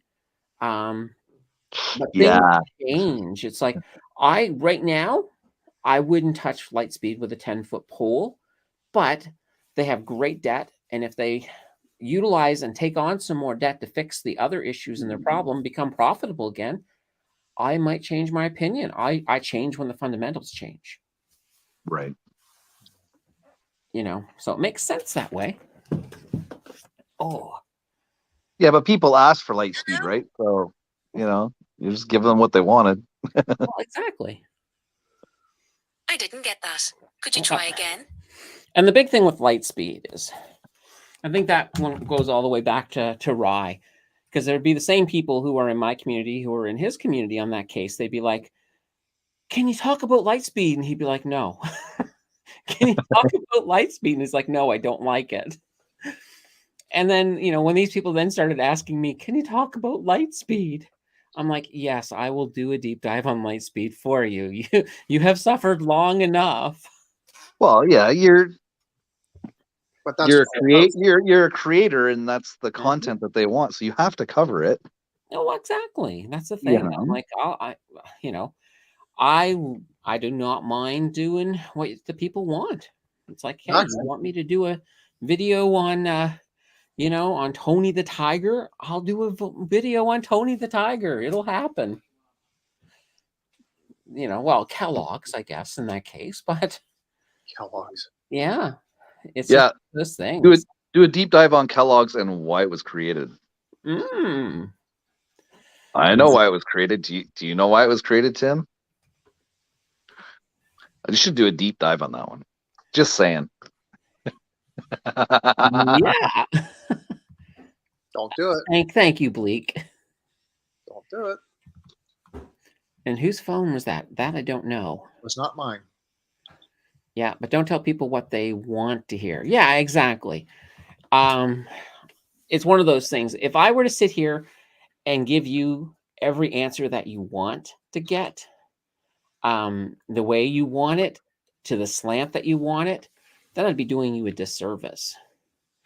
Like, why come and watch a YouTuber who's going to agree with you 100%? Because you're not going to learn anything, and it's going to get pretty boring. In fact, you may get more views and more subs by doing something that's not such a popular topic. And sometimes, yeah, absolutely. It's like one of these things. What's this, what is she talking about now? What's this going on about this Lightspeed stuff? Let's see what this person has to say. And all of a sudden you exceed their expectation by going, yeah, this is really dark, Yeah. And they go, okay, well, maybe I'll just, Exactly. And it's one of these things where, if somebody was just a fanboy of Lightboy, they may not have even looked into the stats. And I pull them up, throw them on the old whiteboard thingy, and they'll be like, oh, I did not realize this. Maybe my investing dollars are better in another location for now. Now, if you're in a situation, though, if you already are invested in them, like big time, you got to ask yourself in that situation, do you want to hold on to that for a while? Because it may be a little bit of time before you can actually get your money back. And one of the other questions I got too that I'm going to address on the Q&A is somebody's like, oh, you sold this stock and this stock at a loss. Why would you do that? And there's lots of reasons to sell at a loss. And not just tax loss harvesting. If you've got a stock that is going nowhere and the fundamentals, so one of them was, I think it was Innovalis, their fundamentals were just looking dismal. And that is a stock that I think is going to sink a lot more before it ever tries to do a recovery. It made a lot of sense just to take the loss and move it on to something that actually is going to grow. And that's just kind of that whole theory. So there are two mindsets. There's a lot of investors who are like, I refuse to sell if it's in the red. Well, you got to use your logic. If you want to make money, and I want to make money, you need to do what is going to bring you the better math. Well, yeah, if you refuse to sell because it's in the red and you see something that looks promising, now you're pulling funds out of your pocket to invest instead of using money that you already have set aside for investments. Exactly. And that can be dangerous because you could run out of, Well, I'll tell you that. money day to day, right? Fallacy. It's the sunk. Yeah. The sunk loss Well, fallacy. Anyway. let's take day trading, for example. Sometimes when I'm trading, I get into something that it's just going down and I'm looking at the market and I'm like, okay, this is, I'm going to need to take a loss because I need to move this money into this here that's pumping. Right. Sometimes I'll do that. And overall, I always make the money because I'm using that logic. I'm not letting myself get pulled into into quicksand. Yeah. So many people will, and they'll, by the time they're ready to admit they should have made a move or they should have bailed out of that boat, they're already towards the bottom and it's kind of too late. Because there comes a point when your losses get so big that, it's just, there's nothing that can really save you even at that point. But watching the market, moving things around, people love to rebalance in the green, but it's no difference. Rebalancing in the green is no difference than rebalancing in the red. The only difference is it looks like you've taken losses, but you actually haven't. Because when I'm tax loss harvesting, for example, I'm selling something on purpose in the red. I'm creating on paper a loss, but I'm moving it into something that is, either just as good or better potential. And it's then going to move that up into the green. And I'm not paying taxes on that. I've taken a loss, but I haven't actually taken a loss because it's now in this other property that's green and is moving up. So what I've done is I've created an artificial loss on paper Artificial loss. Yeah. that takes my taxes away. So that's just one of those smart ways to handle taxes. Yeah. Should try to what? A TMX? So it's a simulator, right? It's for trading. It's a simulator trading. Oh. But their bid sells were not accurate. So I have to try and find a good simulator that's accurate on what you're pricing in at. So because I just wanted to try it. I was watching what Candace was doing. I just wanted to try and see, just get an feel of it. But yeah, so I'm still looking for one. Yeah. And it's just one of those things that you gotta look and see what works. And what Mr. Red Taco was saying is that, there are influencers out there that they're there for the click. They're not there to help, you guys. And that absolutely sucks. Yeah. You see it all the time, especially in crypto. You'll see one video of an influencer saying this about a token, right? And then the next 2 or 3 days, you see all these other big influencers covering the same token, saying the exact same thing just to get the views, And a lot of times with those tokens, they're sponsored. That's why they're saying the exact same thing, because that's what the deal with that token is saying. You have to say this, this, this, and this. Yeah, the magic 1 ETH amount. Well, it's probably about 2 ETH right now, but there's not much really going on in crypto. So yeah, no. As soon as a YouTuber actually says to you, you absolutely need to buy this. If you don't buy this right now, it's going to the moon. You're going to miss out. You need to change the channel. Danger. Yeah, you need to find a different YouTuber to listen to because they don't have your best interests at heart. Now, I don't see that happening in this community. Most of us will just give you the straight up goods and then leave it with you. It's up to you to do what you want to do with it. Whether you want to, if I talk about a stock and you decide, oh, I'm going to get into that stock because Candace talked about it. Well, I still want you to do your due diligence. I want you to look at it, make sure it's right for you. But if you run in and just buy it anyway and you do well, that's not so much that I guided you there. It's that you took some blind faith, and never take blind faith. Always look at the YouTube people as being the beginning of your research. Mm-hmm. If I talk about something, you're like, oh my God, that sounds like a great investment, then go do some research on it. Go look at other YouTubers, go look at some wikis, go look at news, even financial channels. If you have a financial advisor, talk to them as well. Mm-hmm. I know a lot of times when when the dancers ask me for advice, they take the advice back to their financial advisor, and they'll sometimes if it's crypto advice, I know their financial advisor sometimes has to sort of learn on the fly when it comes to that. But with stocks, their financial advisor sounds pretty good. So, and that's kind of one of those ways you can just sort of work things out. Make sure that, because we're dealing with money. And here's the thing that people always forget in finances. It's really easy to start looking at it as just numbers. Like when I'm moving money around, sometimes I'm looking at some pretty big numbers, but I don't get that gravity.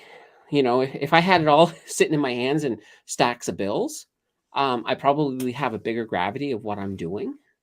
So I don't know if that's a hindrance or not, but I've made some trades, 6-figure trades, and they're just 6-figure trades. That's all they are. They don't have that gravity. Like I don't go in thinking, oh my God, I'm making a 6-figure trade. What's going to happen? What if I'm wrong? No, I go in, I clear head. I know I've got a strong chance. I've got my loss strategies in place. So even if I do make a bad trade, if I put in, let's say, $150,000 on a trade, if it's going to go south, I'm not going to lose all of it. I'm not even going to lose 50,000. I might lose a couple thousand, and I've already got my strategy that I'm ready to pull out and move if necessary, move it into something that is growing, so that way there I get it back very quickly. So, it's just that whole sense. All of investing should be that way. You should be using your head. You should be thinking. Don't ever get caught up in emotions. Because I remember when I first started looking at crypto, I'd go on YouTube and I'd watch 3 or 4 different people. And from each video, the first video, I feel like I need to buy Bitcoin right now. The next video, it's like, oh my God, I need to sell everything. Then the next video, oh, no, I need to buy. And then I need to sell, because that's what they do. They try to create that hype. They try to pump you up. They try to get your emotions involved, when your emotions are the last things you want involved when dealing with investing. So if you get an investor or a YouTuber that pumps up your emotions and tries to create emotional responses towards tokens, coins, stocks, commodities, step back, check the emotions, and more than likely, check that YouTuber at the door, because they don't have your best interests at heart. Anyway, that's my philosophy. Went off on a tangent there, but it was a good tangent. Right. It's all right. You know who I haven't heard from in a long time is SM Finance. He left a couple messages congratulating me on the 1,000 the other day, but he's really busy with school. School's back in. Yeah. Yeah, and I was telling him, because he was saying grade 11's harder. So I said, dude, make sure school comes first. You can do the YouTube after that. So, especially if he wants to be a CEO, he might want to look at some kind of a business degree or something of that nature. So it's got to have the marks. It's got to have the marks. Well, the beautiful thing with the marks is, with the marks, you can get your tuition paid for. So that's right. That's how I got into university. I had a Canada scholarship, and I also had a couple of entrance scholarships, and I had a Fisher Scientific Award. So I had a whole bunch of money that got dropped in my lap because, of how well I did in high school, and it's worth the work. But ironically, here's the funny little story about me. When I was in grade 11, I did good at the subjects I really liked, and the rest of everything else just pretty much bored me. But my sister at the time was dating this guy who was the number 1 student in the school in grade 12. And my family was just doting over him like he was the greatest thing since Swiss cheese. And I was like, what he's doing is nothing. I can do it next year. And they just laughed at me. And so that put a bee in my bonnet, and I did it. I went in and I just said, fine, okay, I'm just going to prove it, that it's nothing, that anybody can do it. And I applied myself, and I won the Governor's General Medal doing it. So, and a bunch of scholarships, which was fantastic too. But it just shows that, it was probably not the best motivation. I was just doing it to prove some people wrong. But, it's just one of those things. If you apply yourself to anything, you can really do well. Absolutely. Which I think is big. Let's see. You have plans, but do you have plans to get out? You're not betting the farm or worrying to death like people did with Bitcoin. Yeah, exactly. Like, I make big trades, but mind you, I'm not going in with like a 50-50 coin flip. I know what's happening in the market. I know that there's a high probability what this is going to do.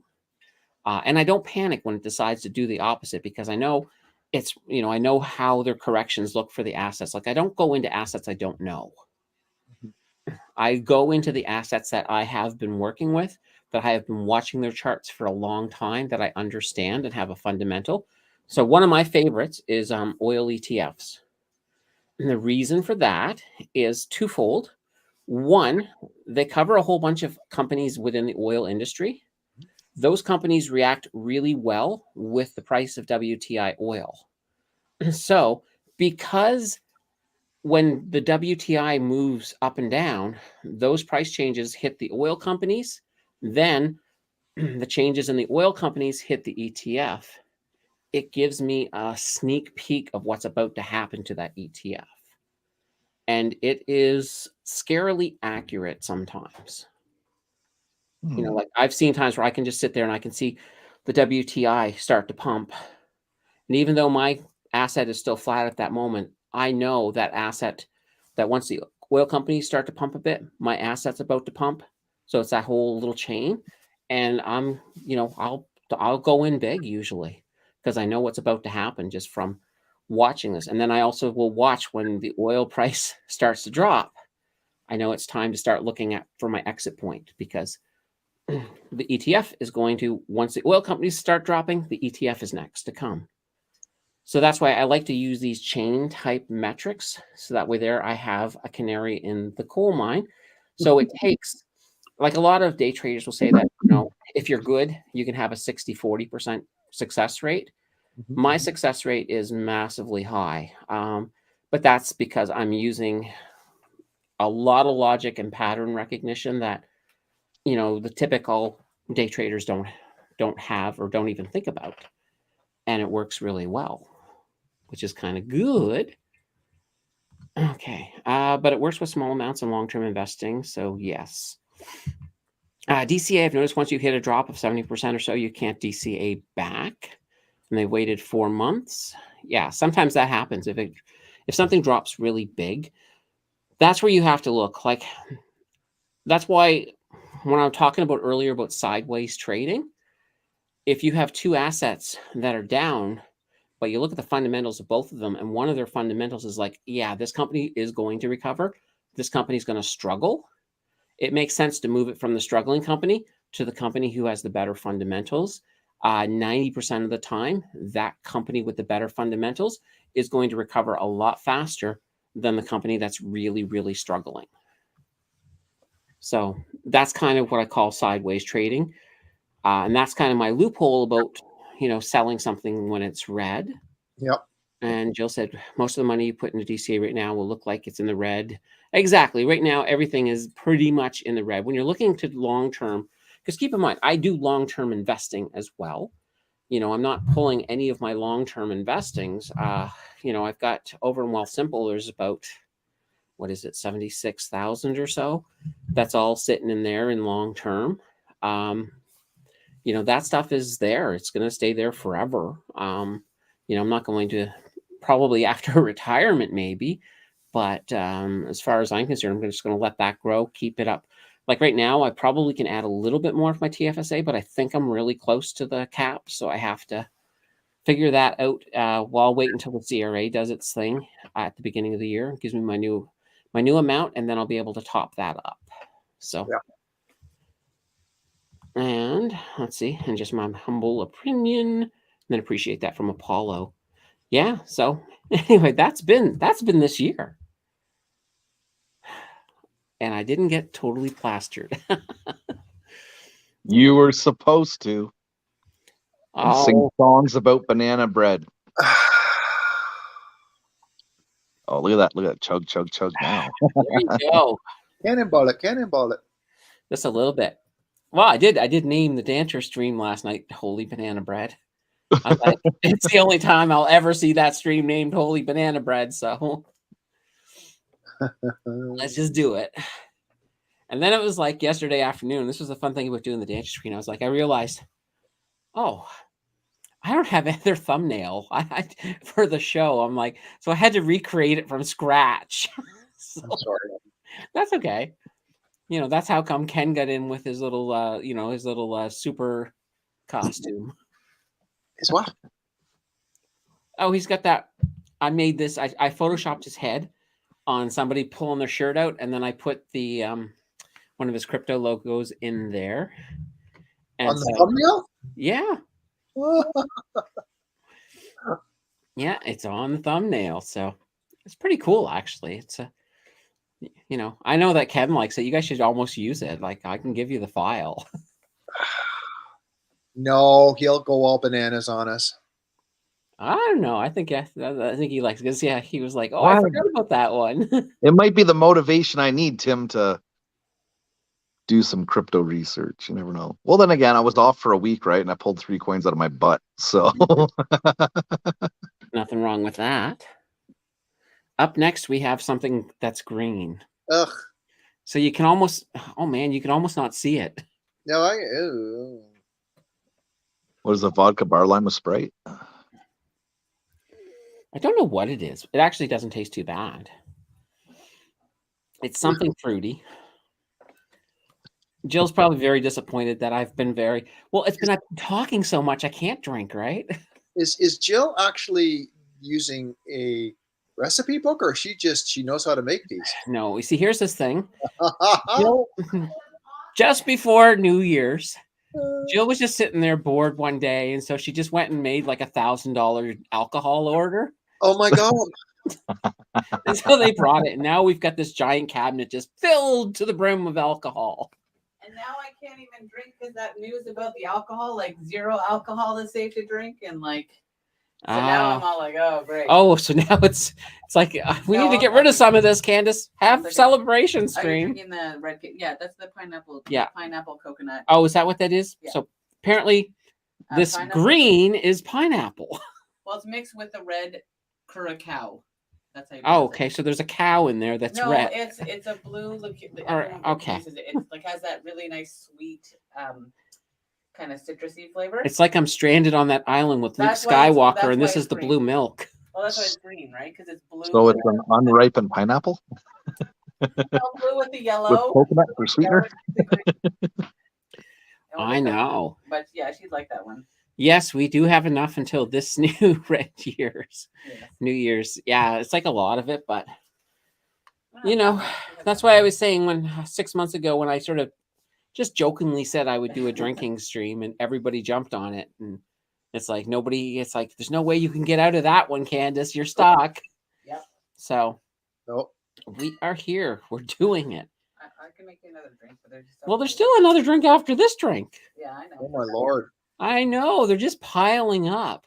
It's like, thank God I don't have to do anything tomorrow other than make a bunch of money. But I can do that with I won't have a hangover. I've been sipping slow. So, and plus I made sure I had a full belly because that's one of the mistakes people make is, drinking on an empty belly.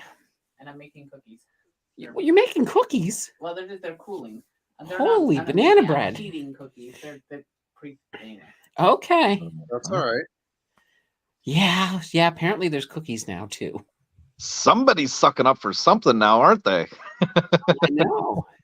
Well, yeah, there's a lot of things closed tomorrow because tomorrow is a stat holiday for some people. Oh, yeah. What? Oh, it's the Remembrance Day. Reconciliation. Yeah, like the banks are closed, but the TSX is open. So wait a minute. The banks are closed? Yeah.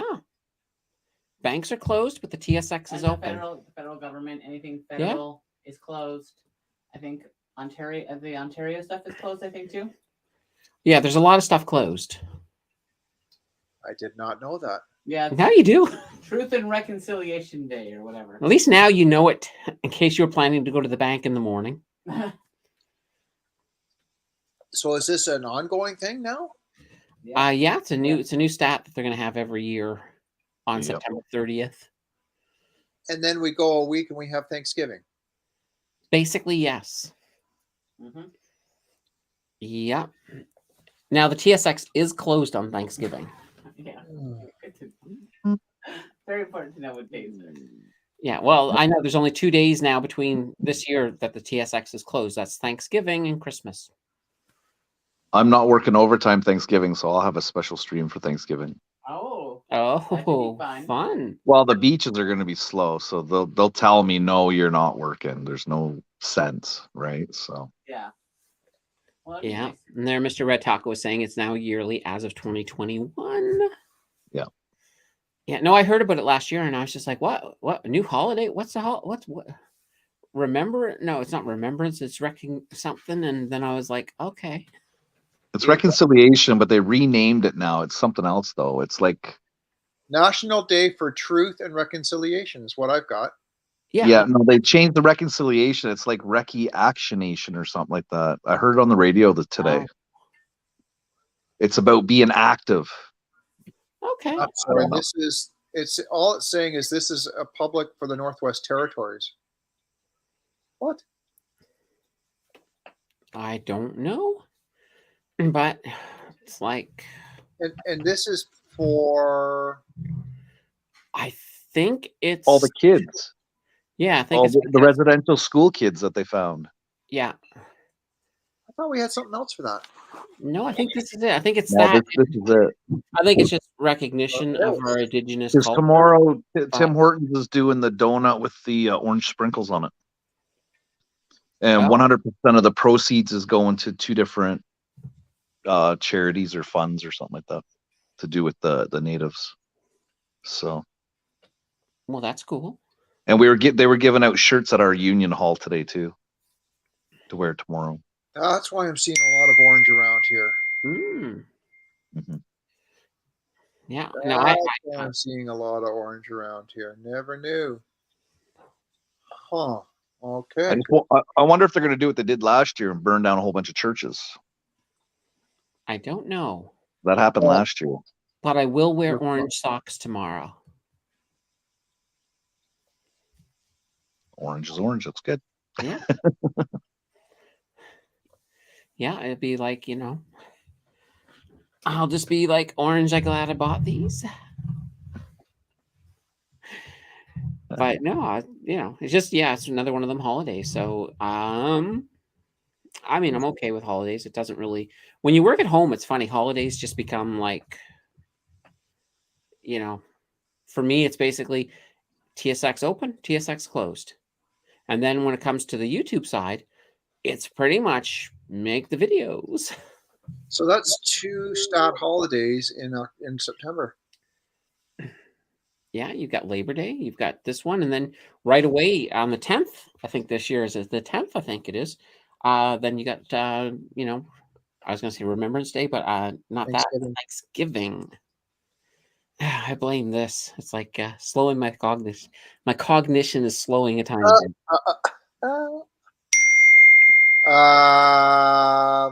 Pretty soon I won't be able to say really long words.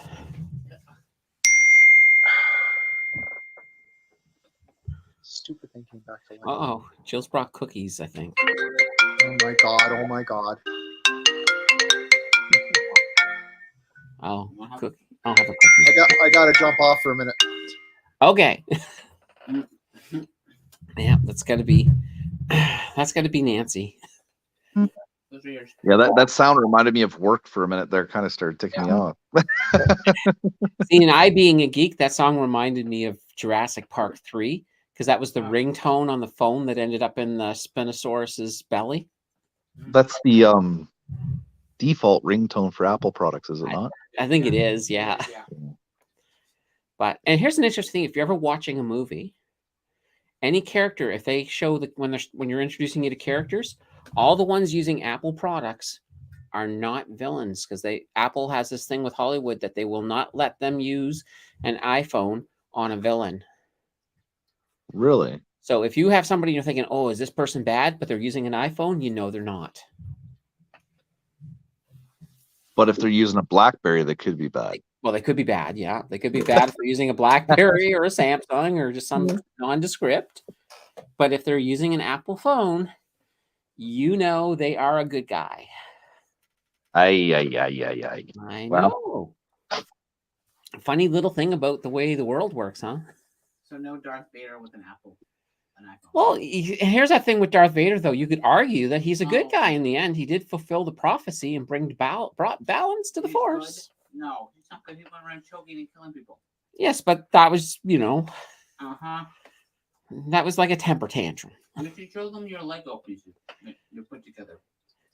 Yeah, they're all over there. We'll do that some other day. We'll pull a Lego out. Right now, it's like I get up there, I start pulling the Lego off the shelf, and they'll start falling, and then I'll spend the next 2 days putting them back together. But you bought quite a few planes. We have enough planes now. We have enough planes to have a rebellion. Yes. Are you gonna hang them from the ceiling? No. Not yet. I don't think That so. would be cool. That would be cool. I think it would be cool. But there's nothing to say I couldn't actually film an X-wing TIE fighter battle using the green screen and put some space behind it. There you go. So I have that technology. Hmm. Yeah. I have to call it banana bread film. All right. Yeah, why not? Banana bread film. We are back on the air. Instead of shooting beams of light, they're shooting loaves of banana bread. Yeah. Fire the photon banana missile. That really. So, it might be appealing to some people. Maybe. The Spidey that you have. You didn't put him so okay. Yeah, way out of reach. Mm. It's one of these things. If I get up and start moving, next thing you know, I'll have to use the washroom. It's like that's a rule of drinking. I notice it's like it's weird. Have you ever noticed? Like you can go in a bar and you can drink and drink and drink and drink and drink, but once you stand up, then it's a different story. That's when that's when nature calls, and then it's like nature doesn't stop calling. Yeah, you're fine. And then your buddy's like, hey, let's shoot some pool. And you're like, okay. Then you stand up and you get over to the pool table and you rack it all up. And you're like, I'll be right back. We're actually going to buy our pumpkin this weekend, Mr. Red Taco. Yeah, we have it. I bought a carving set. Yeah. So we're going to do that. It's just one of those things. Candace is going bananas. Uh-huh. Yep. Speaking of bananas, Calgary Zoo, funny story. I was in the place where they have the gorilla behind this big plexiglass. Right. And I was just looking at the gorilla thinking, okay, oh my God, I was looking at its eyes because its eyes looked so friggin' human. So I was staring at its eyes, which is a bad thing to do. And then all of a sudden, out of nowhere, I heard a crack of thunder as its fist was like the width of the plexiglass from my face. And the plexiglass was all just vibrating. I was like, holy banana bread. And it made a loud noise. It was just like, if that had been in the wild, I would have been dead because the gorilla moved so fast, I couldn't even register it. Oh, yeah. It was just like, wow. So that was my one encounter with a gorilla. Not a good one, but I will never stare at a gorilla's eyes again. No, they're very violent and territorial, right? So. Well, they are. Absolutely. Yeah. So that was kind of the story with the gorilla. Not good, but what can you do? And Mr. Red Taco is saying it would have been okay to pee your pants at that moment. I didn't, but I imagine that could have happened. Yeah, there's always next time. Okay, stop tickling me with the banana. Holy banana bread. Oh boy, here we go. Now it's gonna get fun.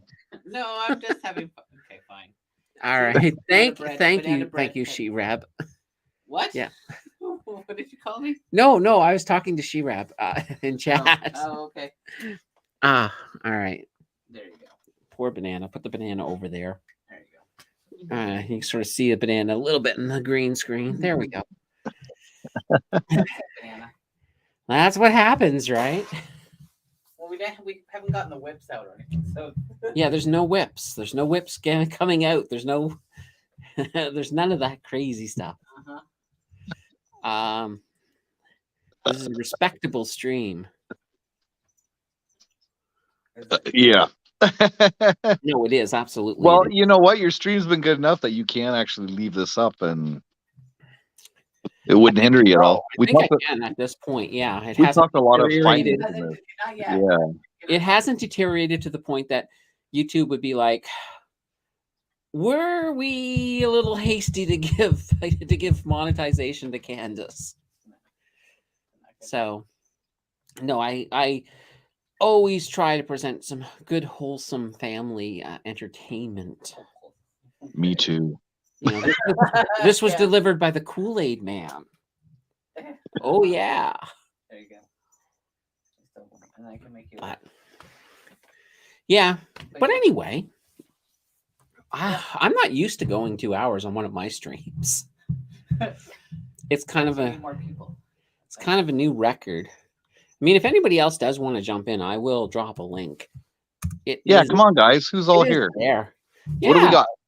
I would love Come if somebody on. who's never been on any of our streams jumped on. 1,000 subscribers special. I know. Get your butt up here.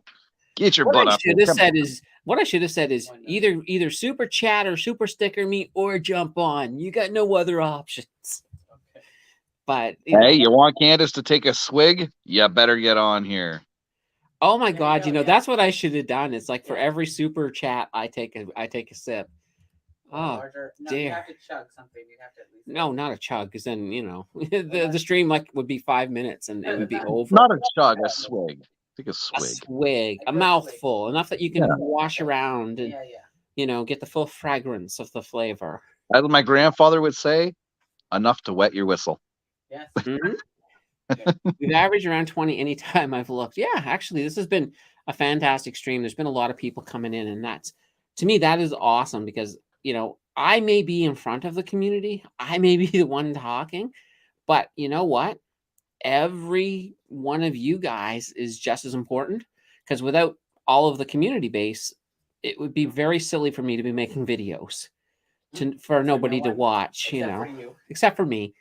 Me just sitting back going, oh, I was great that time. I think I'm going to give myself a like.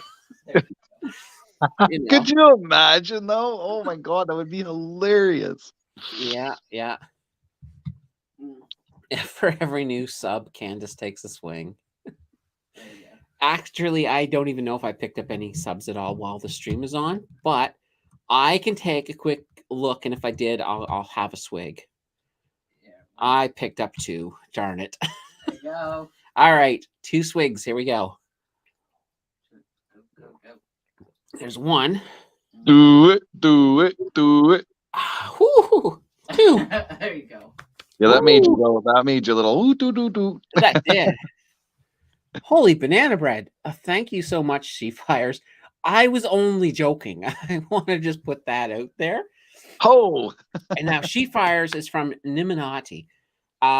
Anybody who is interested in making videos, this is a fantastic resource on YouTube. I have watched Nick Niminati and took so much of his advice. And recently, he actually did a review of my channel, gave me tons of pointers that really helped me improve. That's okay. That was just water. Water got spilled. He gave me tons of advice that really helped me improve my channel.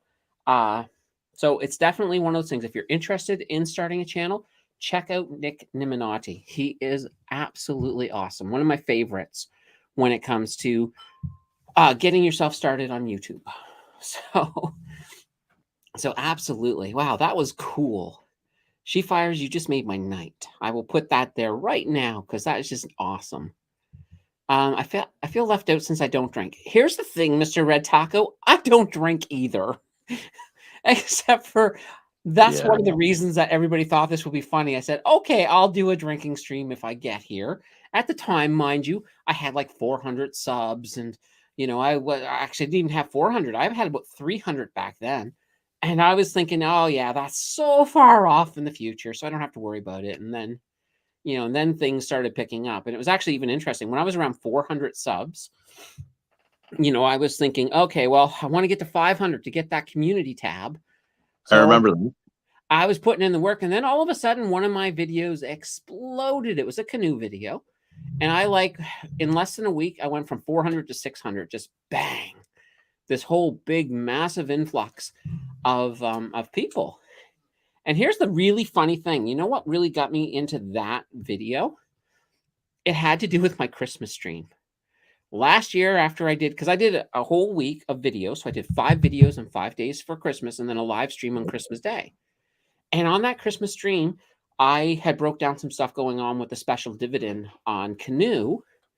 And here was the thing. As I was moving away, much further away from Christmas, so in the spring, I kept noticing, I kept getting viewers on the Canoe video, on the Canoe live stream. I'm like, why are people going to a Christmas live stream?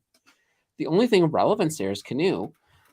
So that's what inspired me to say, oh, well, let's just make them a Canoe video. And then it exploded. And right now it's still the most popular video I've had on my site. So, or actually, I think it's number 2, but it's one of the top videos, and it exploded me in ways that I couldn't anticipate. And I got my community tab, and then once I got there, it was just the momentum just started picking up.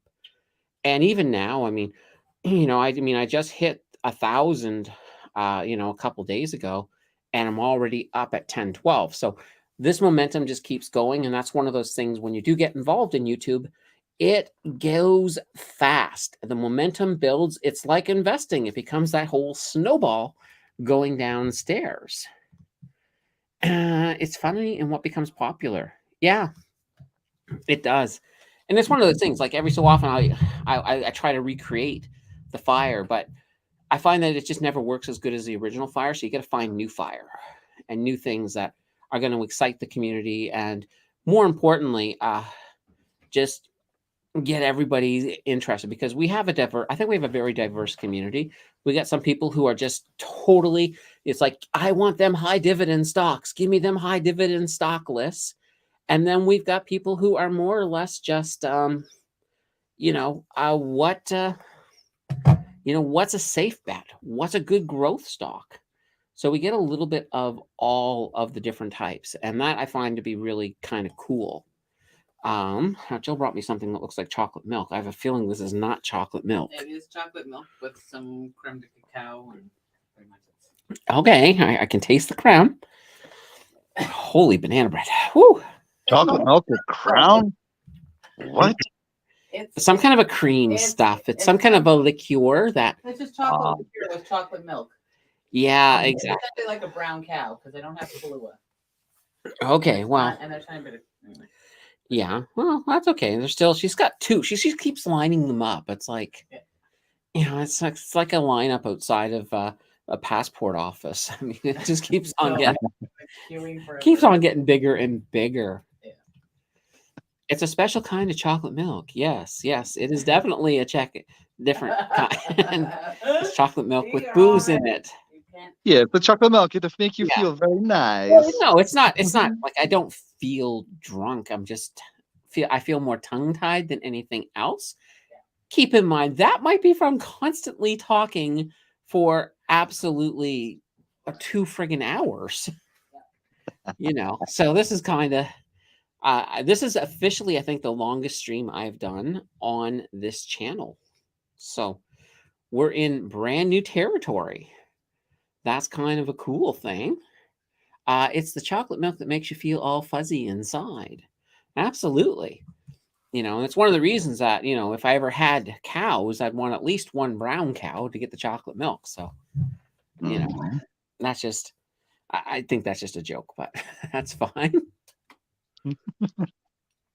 Okay, that's actually not too bad.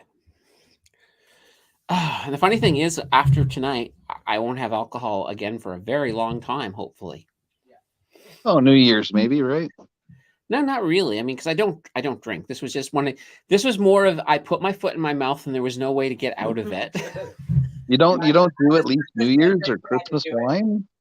You don't do like a festive, like a Christmas, like a wine at Christmas or New Year's? Not really. No, it's just one of those things that's just like, I just don't, like, I've never really liked the taste of alcohol, to be honest. There's a few things I don't mind. Like, I don't mind things like a Bloody Mary or a Caesar. They taste pretty good. Yeah, but I'm not really big on alcohol. So when my normal mode is just not to drink. Even when I used to drink, I had this philosophy that I only drank when it was free. That's a good philosophy, man. Yeah, I mean, alcohol is pretty I can darn. get behind that. Yeah. So 2000, you know what? We'll do a 2000 sub stream. It won't be a drinking stream, but we'll figure something out. We'll do something really different, but I don't know yet. We got lots of time to think about it. I mean, that probably won't happen till the spring. At at the rate that things are picking up, then you never know. I'll have this video that cracks. I dropped the video on Monday and it goes viral, and I have 2,000. We're back here next Thursday. I mean, you just never know with YouTube. That can happen. Likely it won't. I'm okay with a slow burn. Like, I'm not one of these people that it's like, I have to have everybody here right now, because I don't. I like the crew that is here, and I certainly want to see more people come into the crew because I think it offers some value to everybody. But at the same time, I don't want to be going out there and just sort of lassoing people and pulling them in, especially if they're not a good fit for the crew and they're not really super interested in the content that we provide. So to me, it makes sense. We'll build a good foundation, and that's what we've been doing. And that way this community, all we're going to do is, as a community, we're just going to get stronger and stronger. And I think that's really, really, really cool. Let's see. Whoops, I missed the one before that. So next Thursday, another drink stream. No, not another drink stream, Mr. Red Taco. It does. Everyone takes something. Yeah, absolutely. And that's a beautiful thing. Like, one of the things I love, like, I've got at least one editor in the stream. So I won't say who, but there's at least one person that I make a tiny mistake, he lets me know. And I'm actually very grateful because, I'm like, duh, how did I miss that? So that's just one of those things. And Shefire says right here, organic growth is the best way.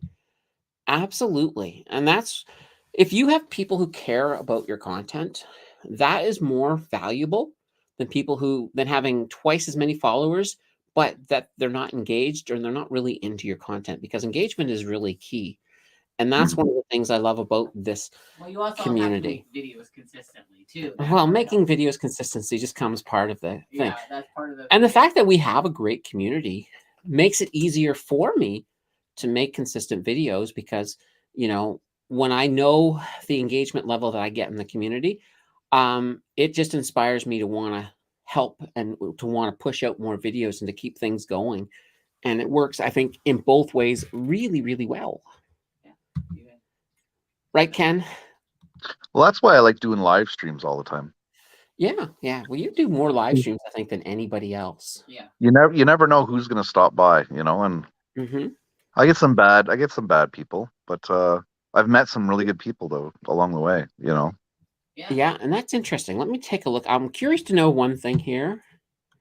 This is my 46th live stream. I was just curious to see if we're getting close to 50. But this is live stream number 46. Almost one a week. So yeah, we'll have to do something special on the 50th live stream. But that'll be one of the Sunday ones that everybody likes. Alcohol. No. Oh, No, I'm not going to deliver news and alcohol at the same that time. would be awesome. Yes. We have. I could just see it. And your taxes are going to go up, and then I hiccup. That wouldn't work. That would more or less be people being like, okay. So you're drinking on this one, and you've been totally like normal and not. Yeah, but the big reason that I've been fairly, coherent. I couldn't even pronounce that word. Sunday, fun day. There we go. That was not me. That was Mr. Red Taco. I was just trying to read his thing. How long is average does it take to make a video? Okay, sure. All right. Let me tell you this. I'll give you my week. So we'll start on Monday. So Monday, my video's already been made. So I released the video Monday morning. I usually, first couple of hours, I watch the video. That way I can answer comments immediately. Now, I do keep checking in throughout the day because it's important to me. I have a philosophy. If somebody is going to take the time to comment on my video, well, then I should be taking the time to reply. So I do that. So I reply to every video. The only exception are videos that don't make it to me. So sometimes if you put a link in the video, it may not make it to me. Comment. YouTube may actually, sorry, if you hit into the comment, sometimes YouTube will actually get those and take them to wherever YouTube takes comments it decides it doesn't want anybody to see. Sometimes I'm aware that it happens because I'll get the little notification in my email. It tells me what the comment is, but I cannot find that comment anywhere at all on YouTube. But yeah, everything else I do try to reply to. And sometimes if it's a regular who sends me something that gets sent off to Never Never Land, but I at least have read it, I might go in on one of their other comments and just sort of reply and let them know, hey, YouTube kind of got rid of that comment, but here's your answer. I'm probably one of the few YouTubers. Sometimes I'll get asked a question on a company I haven't really heard of yet. So I'll go and I might end up doing 15 minutes of research for that answer because I don't want to give incorrect information. So that's just kind of the way I tend it. So that's Monday. Now Tuesday. So Tuesday, I don't have to film anything. But what I do Tuesday is I do my scripting for Thursday's video on Tuesday.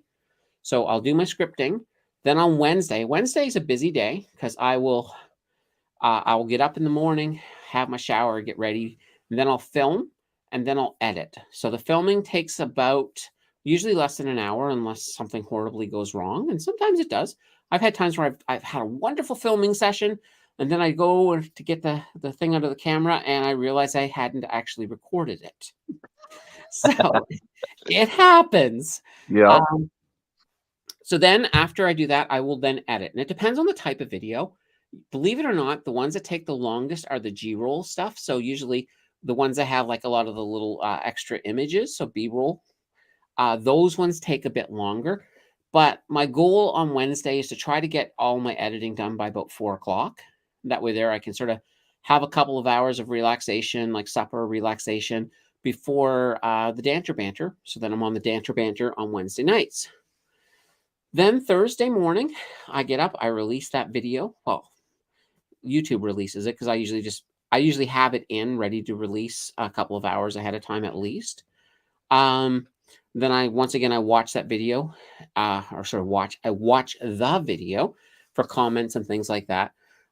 Fridays are a pretty lame day, but I do my scripting for Saturday's video on Friday.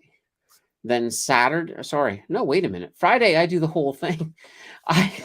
I film Saturday as well because Saturday releases 9 a.m. No, you film and write on Friday for the video on Saturday. That's right. Yeah, on Friday I film, I write, I publish all of it. Well, I publish it Friday night, but set to release at 9 a.m. on Saturday morning. Saturday is scripting. So Saturday I have to script the video I'm going to be filming on Sunday. And then Sunday, I consider Sunday my biggest day. Because Sunday I have to film my video for Monday. I have to edit it. Then I have to put together the information that I'm going to be using that I've been compiling through the week for this week. And then I have to do this week.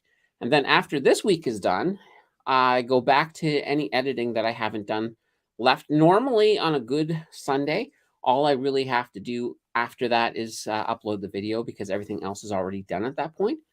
And then we're back to Monday. Now, in addition to that, I do 5 days of day trading all in there as well. So that is what my week looks like. I was going to say, why don't you double up one of your weeks so then you're a week ahead on those videos? That would be... give you a little more time during the week, It would be nice. And sometimes if there is something coming up on the calendar that's going to interfere, I end up doubling up somewheres ahead of time just to make room for that. But part of it too is that like my Saturday video, it depends. If I'm doing one of the more educational videos, I could probably do that sooner. But anytime I'm doing a commentary, so more of a This Week Presents, I almost need to figure out at the last minute what I'm going to do because I'm trying to find something that's topical in the current thing. Oh yeah, you can always do the Thursday. The chocolate milk is kicking in. Yeah, I know. Yeah. Well, the Thursday videos, the deep dives you can do. Chocolate milk wasted. Yeah. No, it's not wasted. It's just, No, as in I'm wasted by chocolate Oh, milk. yeah, The never chocolate mind. milk did me in, and I've only had a sip of the chocolate milk just to put that out there. I think it's probably the other drink that's these are the other ones. Maybe. I will sleep like a baby tonight if that's any consolation. Yeah, you will. I Just know. make sure you have a big glass of water before you go to bed. Yeah, well, absolutely. Drop that link one more time in case anybody does want to pop in. New people are always welcome because it's a pretty chill. Ken, looks like you're starting to fall asleep there, buddy. It's probably No, it's just my eyes. My eyes are getting sore. Oh, yeah. So just sort of close your eyes. No, they're not closed. Oh, So how many streams do you do now, Ken? Just still two a week or three? How many do you do? Well, I do the dancer thing, and then I do my Friday and my Saturday, and Yeah. whenever it strikes me, actually, I'll go on for an hour here, an hour there now. yeah, that makes sense. Well, one of the nice things is that, it depends on what type of stream you're doing, but a lot of times your live streams, you don't have to put in as much pre-time. Yeah. Sometimes it depends. Like on the news ones that I do on the weekend, I have to do my research to head into those because Right. I have to be prepared because if people come into the stream and they're just not talking, then it's up to me. I gotta keep the content flowing. And I run into that a lot. Yeah, it happens. It happens sometimes. And That and here's the thing: I've learned too that when you completely run out of content and nobody's talking, then you just end the stream. Simple as that. It's just Well, simple. yeah, my streams have been only going about 4 hours now lately. Only 4 hours. 'Cause when we run out, I'm just like, well, Jordan, I ain't got nothing else to say. So guess what? Good night, Jordan. I'll call it a night. Yeah. Other than that one that you still had going the morning I woke up, I was just like, they're still going. Yeah. 12 hours and 15 minutes that live stream. No. That's crazy. I will not do that again. Yeah. No way, Jose Canseco. It was a good stream though, man. Like we did a lot of talking. Like there was quite a few dead areas, but it picked up. I did a 24-hour stream on somebody else's stream once. This was years ago when I used to play WoW. Oh. It was like actually it was the release of one of the expansion packs, Battle for Azeroth. So the streamer wanted to do 24-hour and he wanted a group of people, and I said, all right, I'll do it. So we ran around and leveled from like 110 to 120 over 24 hours and the whole thing. And it was like at the end of it, it was like brutal. It was like, oh. Yeah, no, man. That was a rough go. But it was kind of interesting because Phil popped back on and Tim and Nancy had breakfast with us, so it was interesting, Well, I know. I popped on and you were good. like, hey, you want to come on? I'm like, no, this is my busy day. I don't have time. Thinking as it was a Sunday morning because it was like, yeah, I was like, I was quite literally, I saw you there and it's like, honestly, I've got 5 minutes till I have to be in the shower. And You could have popped on and had breakfast with everybody, yeah. Well, in my heart. In the shower. Maybe I'll do a brunch stream sometime. It'll be like everybody bring their own toast. Yeah, you should do a breakfast. Oh, stream. yeah. We'll do a toast and bagel morning. Or a brunch, like a Joe. brunch. Everyone gets up and Yeah. Well, that's the whole thing. Have a brunch. Let's have some brunch. I want some bagels. eat together. Yeah. Banana bread bagels. Ooh, banana bagels. Bagels? Oh. Bagels. Banana eggles. No. Okay, good. Bananas and eggs and no. No. I was just trying to combine the word banana and bagels. So banagles. Banana agos with banana pudding. Oh, There we go. I do like pudding. There is chocolate pudding in yeah, that would be really good, actually. Mm-hmm. the fridge. Yeah. Yeah, no. And then that same streamer that I did that stream with, he decided he was going to do a 48-hour stream. No. He died at about 26 hours. It was just like, not died, but he just gave up at 26 hours. And he's like, I can't do it, people. Yeah. I mean, I was feeling fine at 26 hours, but mind you, I did drink. I mean, I did sleep. Yeah. Well, the funny thing is, I don't know what time I ended that. It was like 9 o'clock in the morning or 10 o'clock or something. I didn't go to bed till like 1, 2 o'clock in the afternoon, so I could have went for another hour or two.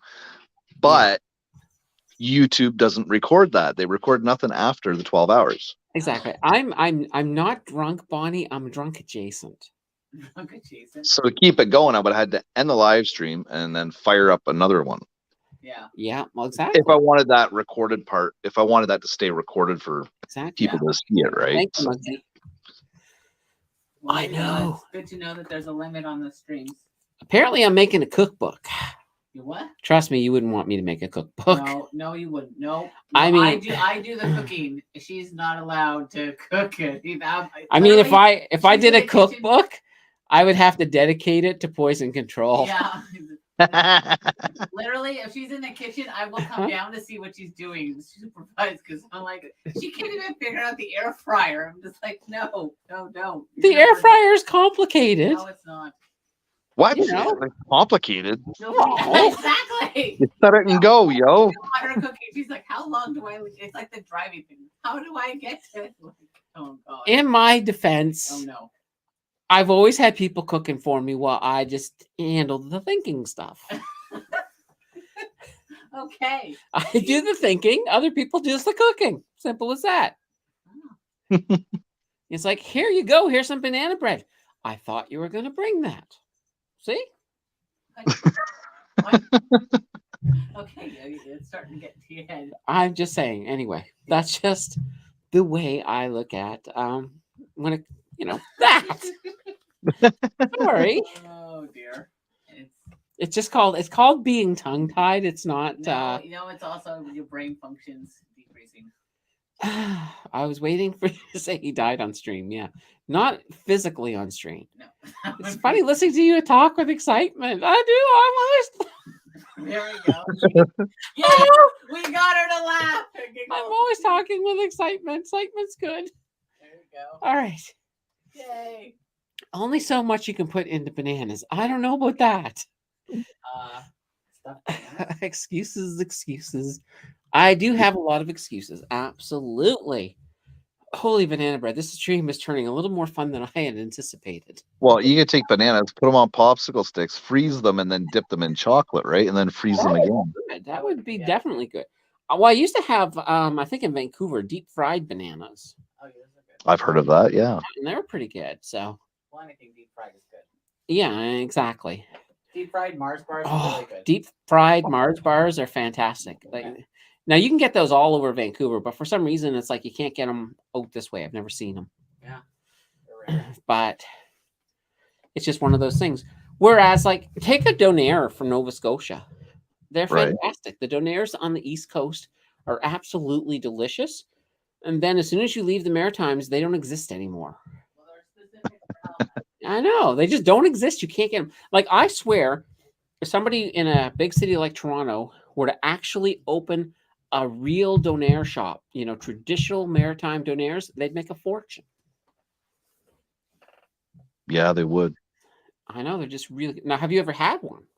Yeah, I have. Oh, yeah. It's just... that's the thing. Like, anytime I come back home, my mom's like, let me guess, the first meal you want's a donair. I'm like, yep. Yeah, simple as that, because they're really, really good. Yeah. Mr. Red Taco says that you can fry anything if you really want to. I would subscribe to that. I can...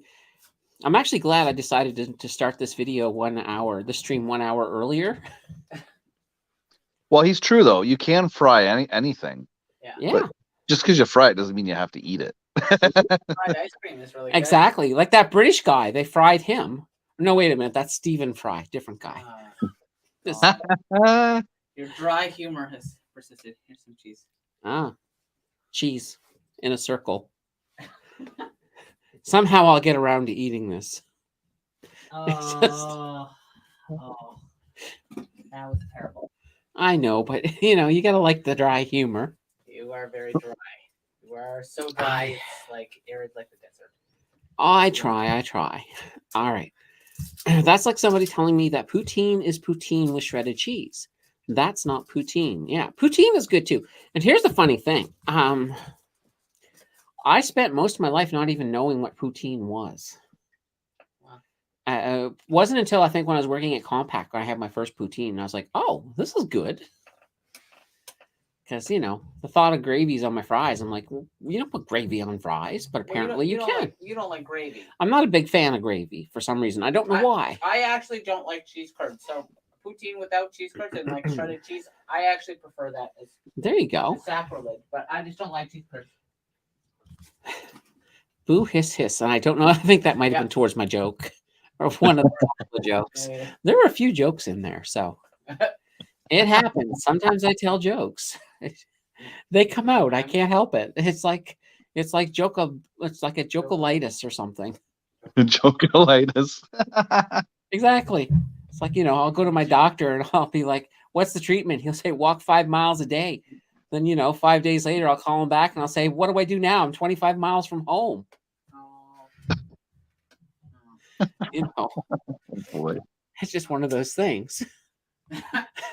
Okay. So I love fries and gravy as a kid. It was a game changer until you added cheese curds.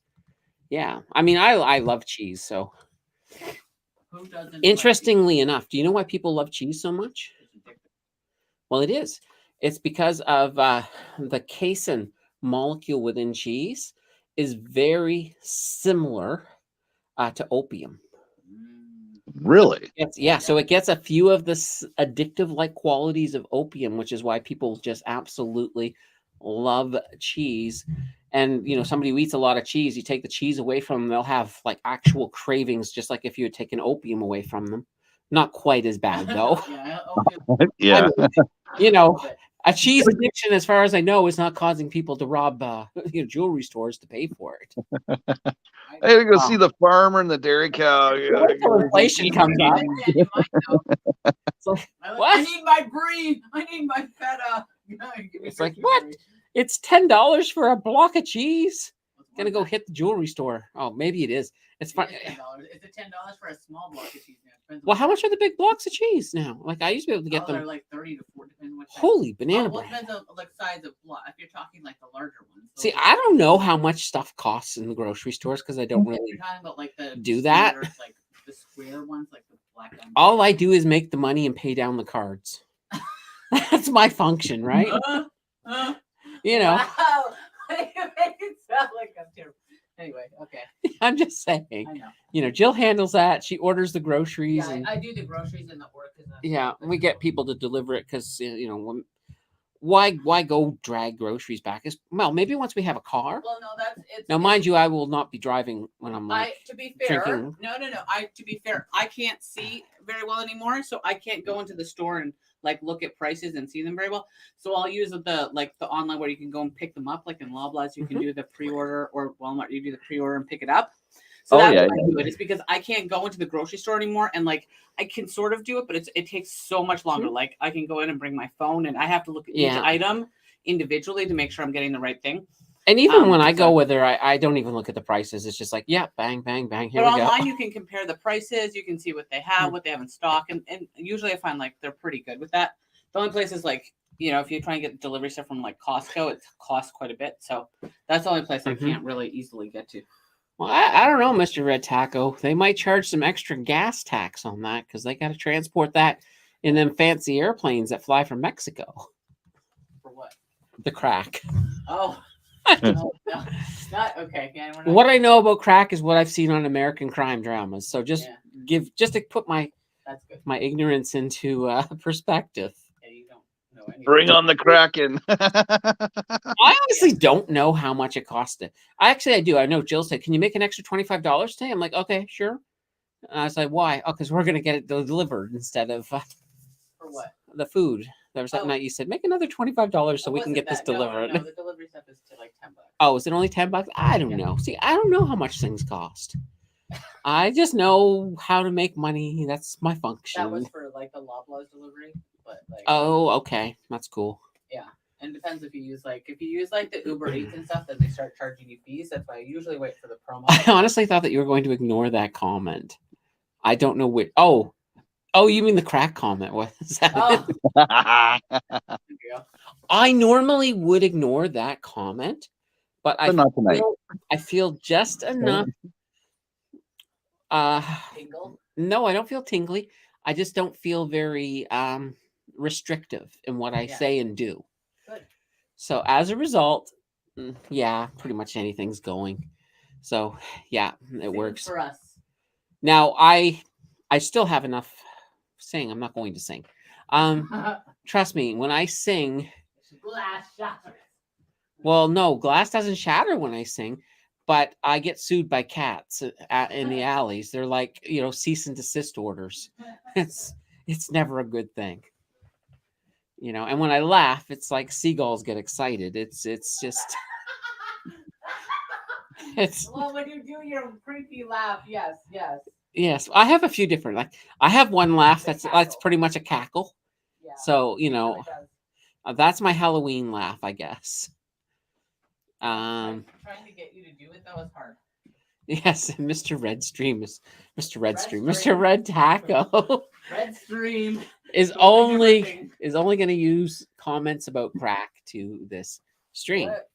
Now, you shouldn't step on a crack because you can break your mother's back. Okay. If you remember the old nursery rhyme. All right. I don't think there's any truth in that though, but No, there isn't. I've stomped lots of cracks. My mom's fine. there we go. Yeah, my mom. Yeah. My mom is my mom. Funny story about my mom. I'm glad your mom is not your dad, because they're Yeah, that'd be awkward. Okay, do not tickle me. Please do not tickle me. Oh, you're fine. Hi. Hello. All right. What was your funny story? No, I was going to mention my mom used to tell me as a kid that she knew what was going on everywhere.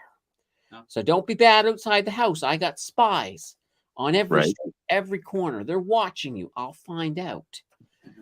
So I remember one day I was driving my bicycle. Now, all of a sudden in the back of my mind, I kept thinking about where are them spies at? So I start looking left and right, and I'm looking for the spies. And then, of course, I ran straight into the back of a parked car. I went flying up over the car and landed on the other side of the car. But Oops. I then looked around. There was nobody around. And so I was like, I went and I got on the bike. And when I got home, I was waiting for my mom to say, why were you running into a parked car? But she never did. So I then knew that those spies were just not on that street. They just weren't on that street. So it worked. It's one of those things you have to sort of put it all in. And a big LOL from our good friend Mr. Red Taco. I'll drop the link again in case anybody new wants to drop in. And we've got Russ in the house. Hello, Russ. It is fantastic to see you. Come on, Red Taco. You got to come on. Yeah. Good old Red Taco. I'd love to have Red Taco on the stream. He's pretty awesome. Definitely a huge supporter. Very good to know. And it's always good to see you as well, Russell. How are things going? Are you having a fantastic night? Hopefully. I know me and Russ, we've been trying to connect. We were looking at doing a collab somewhere down the road, but it hasn't happened yet. But still hopeful on it because definitely one of my favorite YouTubers. If you have not checked out Russell Matthews, he has a fantastic show. He also has the Russ RU55, which is more of a technical channel. Love it as well. But for those of you who are more technically inclined, absolutely get over there. Check it out. It is fantastic. And we got the Canadian dividend investors saying congrats. Hello, Riley. Another great channel. This is like all the channels are starting to flow in right now. Yeah, definitely. I love Riley. Love Russell. These are fantastic. And Russell says things are good. Relaxing this evening. Fantastic. Say that channel's name again. Well, if you look up, if you just go to YouTube and search Russell Matthews, RUSSELL, you'll find Russell. He does a lot of commentary on politics. So some of the stuff that I cover in this week, he does it in much better, I would say definitely better detail, because I'm more glancing over the surface of the stuff going on. All right. So yeah, check him out. And of course, Canadian dividend investing, while his name is right there, if you want to check out Riley. Riley does a lot. If you guys remember, I've talked a little bit about Scott's channel over at Create Save Invest. Riley does a very similar channel to that. So definitely another one of my favorites. So there we go. Thanks for the shout out, Candace. Love the channel. Perfect. All right. So, gonna have yourself another. This is one of the things I still can't believe I promised to do a drinking channel. Drinking channel. Sorry, a drinking Oh, yes. stream. Okay. So, Drinking yeah. channel. As This the is- great Canadian Jim Leahy would say, you're just gonna have yourself a little bit of drinking poo right now. Hey, just a little bit of drinking Yeah. poo. Anybody who's brand new who hasn't subscribed yet to my channel, hit subscribe right now, because then you can see what I'm like when I am 100% sober, which is 99.99999% of the time. So there we go. It's pretty much the same. Just not as... Well, yeah, I'm silly all the time, but it's just much more strategic. And silly. And here's a funny thing too. Sometimes when I'm scripting a video, I will come up with a very funny joke. I will put it in the video, and then as I'm editing, I'm like, no, that one's really dumb. So I remove it. What? She'll be No, you should do that. That's like outtakes at the end, man. I'm thinking about that. Well, I'm thinking I would kind of like to go through some of my outtakes and maybe make like an outtake video. Yeah. Because I think that would just be kind of funny. It would be. At least the outtakes that make sense. I mean, sometimes it's just a situation where I just completely got buggered up in the script. The problem is some of you deleted some of them where I'll literally be upstairs, she's filming, and just like I will hear her cackling, laughing at herself, and it's like, what did she? Or she'll start something and then act silly, and then like start make herself laugh so much. I'm like, you better be keeping that so that you can like put it in a B-roll. And as also for the newbies, no, I'm not going to drink on every video. No, this is a one-time thing because I made a silly comment at 300, but I always keep my promises. Hence, I couldn't back out of this for you guys, and I didn't want to. So, you know, I think everybody's having fun who's been here tonight, so I think that is fantastic. Should make a bloopers. Yeah, bloopers are funny. And that's what I'll do. I should just start compiling my funniest bloopers, and until I get enough that we can just do a quick little video, be like a bonus video, I think. Yeah. So that would be kind of good. So I'm looking forward to that. Bloopers away. True to your word. I try my best to keep my promises. Am I 100%? No, because sometimes I may forget I promised something. But if somebody reminds me and says, oh, do you remember you promised this? And I'm like, oh, banana bread. Yes, I remember. Let's get it done. Or if it's just something that's impossible. So I do my best. And that's, of course, when I make a promise too, I also usually kind of throw in, can I actually achieve it? Like if, you know, somebody says, hey, can you find a way to get us to the moon? And I'm not going to promise you that because I get no clue. But it's not happening. If people have any suggestions for things coming up. Can't get you to the moon, but I can make you see the stars. There we go. Well, the internet will remind you forever and ever. Yes. Everything that goes on the internet stays here forever, which is fantastic. I always think it would be funny.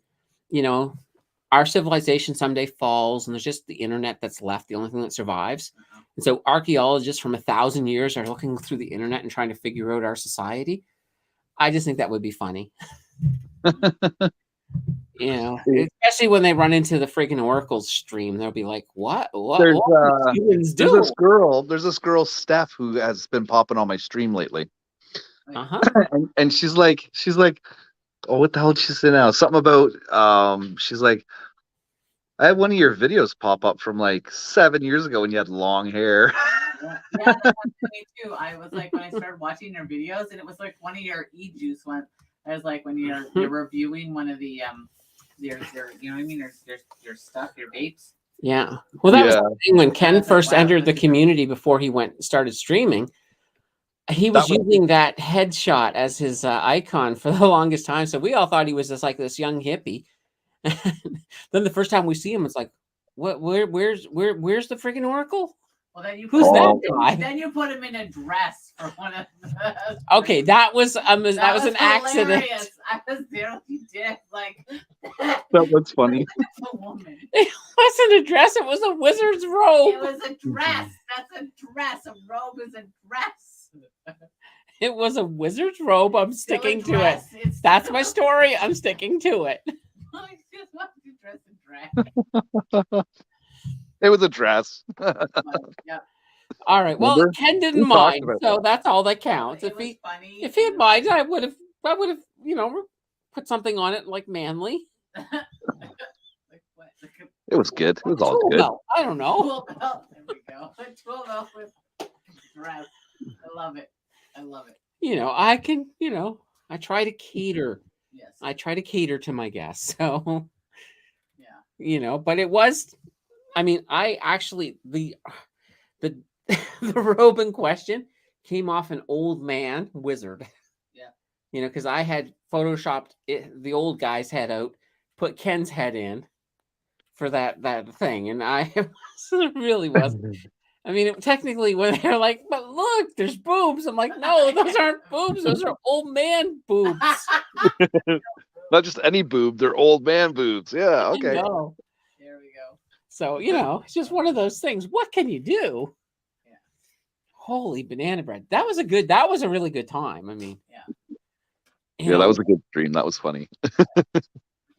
No, that wasn't the Christmas one. Oh, there we go. Mr. Red Taco says they're moobs. They're moobs. Moobs. Wasn't that like a big Seinfeld thing? Moobs. I think there was. I think it was George Costanza and his father. It seems to remember. I seem to think moobs might have came from them, but it works. Holy cow! There Oh, you go. Good drink. I was looking up in Ken's picture there, and it looked like he had Christmas lights up already, but it's just a couple lights coming out of a window. Some people. I know. Yeah. Oh, It's getting towards that time. I mean, I think we're still putting up the tree early here to do the Halloween tree. We'll have to see. Because we don't have a lot of space, but yeah, we'll see. Yeah, well, that's the whole thing. And someone keeps buying Legos. So it's like, we have to put a shelf up by the just for the Lego stuff. Yeah, we need a Lego shelf. Yeah, or shelves, or I don't. At this point, I'm worried we're gonna need a cabinet like for all the Lego stuff. Well, here's the thing. I actually knew somebody who used a Christmas tree as a nightlight, like a full size Christmas tree. I have a small Christmas tree in the other side of the office that comes on at night, and that just gives me, after I turn all the lights off in the studio, it gives me enough light to make it up the stairs without tripping all over myself. When I worked in the call centers, my quality coach, she was infatuated with Christmas. So one of her rooms in her house was Christmas all year round. That would be kind of cool. All year round. If I had a big enough house, I wouldn't mind having like a room dedicated to every holiday. No. Well, I look at it as, what, if you're having a down day and you have a room like that you can walk into that just makes you crack a smile, there's nothing wrong with that. Nothing wrong with that at all. Or a Halloween room with a bowl of candy corn, since everybody loves candy corn. Oh yes, yeah, everyone's favorite. Especially diabetics, Oh yeah, they're dying to chew on some of that. It's just like that purple gum that tastes like soap. The soap gum. The Thrills. It's called Thrills. Thrills. Yeah. Yeah, those are good. I like those. I remember as a kid when we used to get those, we'd be like, "Oh, this stuff tastes like soap, so we're now allowed to swear because we've already had our mouths washed out." Oh, hey, I never thought of it that way. That was kind of the whole philosophy back then. But those were good. Nowadays you can only get them, I think, at specialty type candy stores. But yeah, because everyone hates them. But they still have those rockets, those stupid rockets.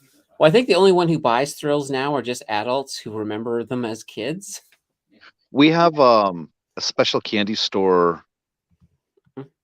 I don't know, about 20 kilometers away in another small little town here. Yeah, and it's called Grandma's Candy Shop or something like that. And I haven't been in it yet, but I have a feeling she has a lot of retro candy in there. Mr. Taco mentioned that diabetic chocolate is a thing, just not in Canada. Oh yeah, we have it. We buy it for the keto chocolate. Yeah, stuff. like a lot of the keto chocolate is pretty diabetic safe. So yeah, it's like dark chocolate or cacao, whatever that word is. And they use like the sugar alcohols and a mix of. I used to have a banana chocolate that was really good once. Yeah, when I was doing keto, I used to get my candies at the bulk barn. I'd get the sugar alcohol mints and stuff like that. Yeah. Mm-hmm. Yeah, I just order them from like Amazon, some other stuff. But yeah, you can get them from Bulk Barn or stuff. Yeah. Well, there's nothing wrong with that. That's pretty cool. Okay. There you go. The good old chocolate stuff. The only problem is that some of the keto stuff has different alcohol sugars that are not that are very much utilized by your gut bacteria. Or not. And as a result, you go into fluff mode overdrive. Okay. I'm afraid to ask. You know What's what the definition of that? Fluff mode overdrive means that you're making a lot of sounds with your bum bum. With your bum bum, eh? Okay. That's right. Fluff drive overdrive. Okay. I'm gonna call it. The fluff drive overdrive, eh? I know. I remember going to Nanton, Alberta, and they had an old-fashioned candy. Yes. They also had insects wrapped in chocolate. Yeah, I actually used to have a scorpion inside of a sucker. Yeah. That we bought at Vancouver. I think I bought it in Vancouver. Yeah. Yeah, we bought them you can buy them at the terminals for the ferries. Exactly. I mean, it was good until you got to its claws sticking out of the chocolate. That would almost like irritate your tongue as you're trying to. But the, Or sorry, and then Nova Scotia, the saltwater taffy up at PEI is delicious. Oh yeah. That's always you got to do that because it's like what the heck is fluff mode? yeah, it's a nice way of saying farting machine. Exactly. I'm trying to be, less crude, but it's basically that gas that comes out your bum when you get a little bit too gassy. Yeah. Holy banana bread. Thanks for the clarification. I had no idea what that was. Okay. Holy banana bread. Some more to drink. I'm thirsty, but at the same time, I'm almost afraid. I think there's one more thing over there. I don't know what it is. Yeah, try it. This here is in a mug. Just try it. Oh, I can smell the alcohol. That there's called the finisher. It's just it's kind of fruity. Yeah, it is. Yeah, it's a mix of like pineapple with pear. Okay, pineapple and pear. That works. Some more of that. Pineapple pear with what though? What alcohol's in it? I know. The Well, we do have Dimitri back. I love Dimitri. He's awesome. Yeah. Now, if you think I am animated, Dimitri takes that to another level over at Mountain of Inspiration. Fantastic. I love actually, he ties a lot of historical stories Okay. into the lessons of the day. And I think they work really well for him. So another channel to check out. It's like, heck, if you got a good channel and you come in my chat, I'm going to promote you because that is what I do. I'm from Nova Scotia. I can't help it. What is Nova Scotia? Because we're nice folk. We're nice folk. You are nice folk. Yeah, you are very it's very common for people. It's alcohol surprise. Yes. There is a surprise in here. It's like, it's a surprise, yeah. You have to drink to the bottom to get to the surprise. I'm waiting for the ta-da. Where's the ta-da? I know. It's just one of those things. And it's like, it's funny. Like this has been I finally understand how your streams go so long, Ken. Because you guys are all drinking so much that you don't even realize how much time has happened. Exactly. Exactly. Well, yeah, But if we're stone sober, we're watching the time going, oh, really? It's only been an hour. Yeah, exactly. And I'm just going to try and... Anybody who wants to come in, come on in. We'll have a chat. Oh, wow. Did that ever sound Nova Scotian? When you drink, it comes up with all your S's and stuff too. Yeah. Oh, yes, the S's. See, Nova Scotians, we love to throw S's on stuff. So we can't say, what's going on over there? We're going to go, what's going on over there's? Sometimes you'll drop but I do my best to get rid of the accent and to hide it, but sometimes it comes out and you can't help it. It's just one of those things. I just blab. So there we go. Candace, what happened? I haven't been gone that long. I had 2 more drinks since you've gone, Tim. That's what's happened. And I was about to say, ooh, somebody left me a link, and I realized, oh, that's me. And good, my friend Dimitri. Thank you so much for the shout out. You have an amazing fan base. Everyone here is awesome. Yes, absolutely. You guys are all awesome. Even someone like my good bud Dimitri comes in here and throws a shout out to you guys. You guys rock. You guys all rock. Yeah, it was about 2. It doesn't take long, Tim. It doesn't take long. Yeah, we don't know how strong these drinks are either. So All I don't know, as long as she's hiding the alcohol with the fruity. That was her goal. And the more I drink, the less she needs to hide it because it doesn't take as much. Exactly. You know, And then you don't but use it as much. that's fine. But it's one of these things. You know what? As long as I feel happy and I can still communicate, then I'm okay to keep going. But if I get to a point where, you know, it's like, okay, enough is enough, you know, it's not a happy feeling anymore, then the stream ends. It's as simple as that. That's just the way I roll. Because I like to bring positivity into the world and not negativity. I was going to say the opposite of that, but yeah, you know. That is what? Exactly. That is negativity. I'm gonna say something different. The right word. I used the right word. Yes, you go. It is well deserved. Thank you, Tim. Thank you very, very much. This is my longest stream to date, and I am still feeling pretty good here. As long as you can't taste the alcohol, it is good. That is how it goes. As long as the night doesn't end up with me rolling around on the floor thinking I'm a cat, we're good. You're gonna have to give reference. although that would be pretty good content, let me tell you. You go. It is well deserved. All right. The context to the cat. I had a roommate, and I had Blaze. Blaze was good, and she had her cat, Moo, I think his name was. But he had this habit of throwing up on the carpet all the time. So we were always saying, you're a bad cat because you're throwing up on the carpet. So what ended up happening is this is the last time I drank before tonight, we had a night of tequila. Oh, dear. Oh boy. It was a lot of tequila, and I was absolutely 29.4 sheets to the wind. Yeah, I bet you would. And well, you know how it is. If you drink that much, something bad happens. And yes, it did. I fell on the floor, and I knew I was going to be doing something that the cats do. So I managed to crawl while holding it off to the floor so that I threw up on the floor. And she comes in, she says, "Oh my God, what did you do?" And I just looked up to her and I said, "I'm a good cat." So, you know. You have that thing of throwing up on floors. This isn't my first time of trying to get her drunk. No, I'm super fun when I've had some experience with the spirits. But there's always a limit, and I know where that limit is, and I don't go past it because. Well, you see, I feel kind of responsible for my brother and his drinking issues. Oh dear. Because I got him hammered for his first time. Not your fault. Like just because you get him drunk once. That's okay. It happens. I mean, but everybody has to take responsibility for their own behavior, of course. Well, yeah. Tim says 1 tequila, 1 tequila, 2 tequila, 3 tequila, 4. Hold on. 1 tequila, 2 tequila. All right. If Jill would stop laughing at me, I could get this. Call it tequila. Yeah. 1 tequila, 2 tequila, 3 tequila, 4. Tequila. Okay. Tequila. You know what? I think people got the idea. All right. Let's peek through the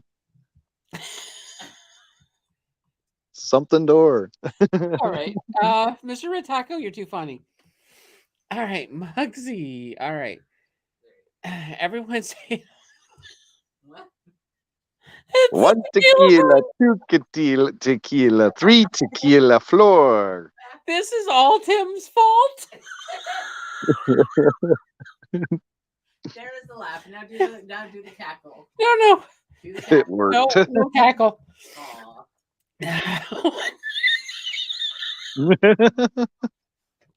Okay. Yes. Come on, let it out. No, I still have control. Let the beast out. Let her out. Okay. Oh my God, we're all laughing with you. I'm sober and I can't do it. See, that's what it is. Let her out. Come on, fluff mode. And Tim says this is great. No, not yet. Not yet. I'm trying to go slow. Whew. It's funny. Yes. Well, I'll have another sip in a moment. Mr. Red Taco says, I think Candace reached her limit. No, she's fine. I'm still good for a bit. And hopefully it'll be entertaining. Well, tell me what you want At the to very drink. least. I've got it. Fluff mode commence. No, there's no fluffage going on tonight. No. I think about what to take a bigger sip. I took a half decent sip. All right. No fluffing. Holy banana bread. Whew. Yeah, it's one of these things. It's just like it sneaks up on you sometimes, so you don't know when it's coming. But hey, if this is what you guys envisioned when I was at 300 subs, you got it. So that's a kind of a neat thing. Whew. All right, so yeah, I'm gonna drop the link one more. I'll just keep dropping the link continually. That way there, anybody who does want to jump onto this train. Yeah, come on, somebody can jump on. Just jump on audio only. Turn your video off like I just did, and just come on and just. Then you can be a pulsating little circle like Ken is right now, which is kind of neat. It's not as scary as you think when you do it this way. I don't think anyone envisioned this. I didn't even envision this. I didn't know what I envisioned. I mean, it was more or less just a passing comment that I made, and like I said, I like to keep my word when it comes to stuff like that, which is good. Well, see, I thought you were going to wait until and do it on a weekend. You know what? It was one of these things where it's just like I wanted to get it done, and why not a Thursday? Nothing happens on Thursday nights, right? Well, other than your audience has to work tomorrow. No, I thought about doing it on Friday, honestly, but then I was like, well, Ken has his show on Friday, and I really don't want to sort of be overlapping. Oh, I could have canceled my show and did this instead on a Friday. That's true. That's probably I have Saturday, right? I have Saturday anyway, so that's probably true. Didn't really think about it that way, but I'm still, you know what? I've had a really good time here tonight. Mm-hmm. So, I think it all worked out well. And plus, we've never crossed a line far enough that I have to worry about the show. So we can definitely leave the replay up. Yeah, well, that's what I said. Like, that's why I was telling you that. I was like, yeah, I bet if you did it on a Friday or a weekend, you might have more people drinking with you. Yeah, maybe. But then again, there's probably people who are like, I don't have time to drink. I'm too busy laughing at what Candace is doing or saying or trying to say or getting tongue-tied or any of those things. That all does happen. But, it's one of those things. Oh, we're at the 3-hour mark, Ken. Holy banana bread. I'm starting to feel like I'm in your league now. So are you going to do another drinking thing at 1,500 or 2,000? No, I want to do, I don't want to repeat myself. If that makes sense. Yeah, but everybody's kind of seeing Candace. Yeah, they're kind of seeing me behind. They're seeing the silly me. Because I'm pretty darn silly for the most part. And, that's just who I am. But I'm okay with that. Actually, a lot of people used to think I was going to end up being a stand-up comic. But, I'm lazy. I'd rather just sit down and tell jokes. But that's just me. So, here we have... But for some who are new, probably have no idea you're drinking. That's true. I'm drinking, people. Just letting you know. A promise from when I was at 300 subs. It's like I said I would have a drinking stream. And this is what we have run into. So keep in mind, though, anytime you do alcohol, you want to be responsible. Don't drink and drive. Don't drink and make agreements with people. And don't drink and make promises. So I'm not making any more promises tonight. No, that's probably Holy banana bread! What is that? pumpkin Ooh. latte. Is this like a pumpkin alcohol drink? Sort of. Well, is there alcohol in it? Yes, oh, there is. Yeah. It should taste like pumpkin pie. Oh, it tastes like pumpkin pie if pumpkins grew in hell. Ooh. In hell?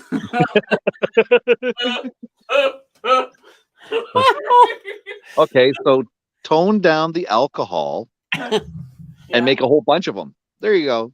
There you go, Jill. Tone down the alcohol. Make her 12 shots. You know. No. The point is now that she can't tell the alcohol. Anyway, she'll be fine. She'll be fine. This won't be another New Year's Eve thing. Okay, that's good. I mean, Yeah. At one point we went out. After we were dating while we broke up, and then we went out to a New Year's party, and I got her like really, really, really drunk. Then she grabbed some guy's like balls and pressed really hard, and then threw up on the person's carpet, like their white shag all over their white shag. They were so mad at me. Her whole work was like, I hate her. Perhaps too much information, but that's okay. It's okay. No, this reflects badly on me. She didn't do anything. It was entirely my fault. I wanted her to try and feel better, but I went way too overboard on the alcohol and got her like so drunk that she was like literally not in control of what she. And then that one event, just to be on the fair side for me, when I woke up the next day, I was still drunk. That's how bad it was. That's called a good night. Alcohol I gave her. I was like, I felt bad. I felt guilty because I broke up. But anyway. So now the rule is, anytime we break up, I won't accept any drinks from her of any kind. We're in the desert. She hands me her canteen. I'm like, no. No. Solution to that. Don't break up. There you go. It's like I'll send her towards the ridge where the Jawas can get her. There we go. But hey, we can play a game right now. It's called Jill, tell us the dirt. Candace, explain it, please.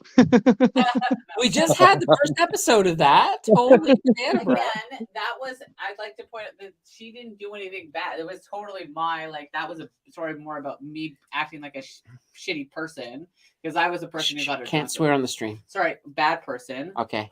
Because I got her drunk because I felt guilty, and all of her behavior at that point I should have known and cut her off. But I was like, oh no, I feel bad. She'll feel happy, but basically it was more like, you know how you use a shot of alcohol and then the rest is like pop? Yeah. She reversed that. Yeah. Oh. Yeah. It was really strong. Anyway. She used the pop just for coloring. Pretty much. Yeah. Just to color it and to make sure that, I could say that there was other things in it. But I certainly had a good time that night up until, you hit that limit. And when you're drinking that amount, you're going to hit that limit pretty quickly. So it's not not too thing to do. Anyway. Not too thing to do, but there was some coherence in that just didn't work. I'll put that out there right then. Now, that's pretty much all the dirt. Is this water? Maybe. Exactly, Mr. Red Taco. Sometimes you just never know. Yeah. It's like, I want to save you. Have my canteen. No. Not that I'm telling any of you who will get stuck in the desert to not accept water. That's just a one case. I'm giving disclaimers. I'm in a disclaimer type mode. Disclaimer. It's just me. Don't accept water, but from me only in this particular. That's right. If you ever see Jill coming at you with a drink, run. Save your liver. There we go. Nobody else will. It's just one of those things. What can you do? So, anyway. It's not like I've laced your drinks with LSD or something. Oh dear God! Please don't do that. I would never do that. Never do that. I would never do that. But that's what my point is. Okay, that's good. See, that's that thing. It's like, I don't know why, but she had a tablet of LSD one day upstairs, and she came downstairs and she's like, I can't watch your stream today. I'm like, why? Oh, I just took some LSD. Don't tell me. Remember, we're trying to keep this family friendly. That's right. Sorry. So, it was liquid sugar dinosaurs, these little things. And I don't know. I don't like liquid sugar dinosaurs personally. They make me too wacky. I think they would, but I don't know because I've never done liquid sugar dinosaurs. Anyway. Yeah, no. All right. Anyway. It's one of those things. It's like, when I get in the dinosaur mood, You get it in dinosaur food? So you No. don't take Flintstone vitamins, do you? No. I had a great joke there about tearing up Rex, but it just didn't happen. And that sounded worse than I meant it to sound. Oh dear. I'm actually now really glad that my mom doesn't watch my channel. You can get the emails from her. I get an email, yeah. It's like, what will the family say? Yeah, but you could be like, see, Mom, look at liquor is fun. Yeah, it's like, hey, having fun with the family. Yeah, the community. It's the family. And so having fun with everybody. Maybe at my expense, but that's okay. I'm all right with that. Yeah. That's good. That's good. Everybody is, I think, doing good. Don't talk to her tomorrow and go, hey, did you watch my stream last night? Yeah, then send her the link. I probably should wait till she finishes her will. I think she's still working on that with the lawyer. Just in case she watches it and is like, ah.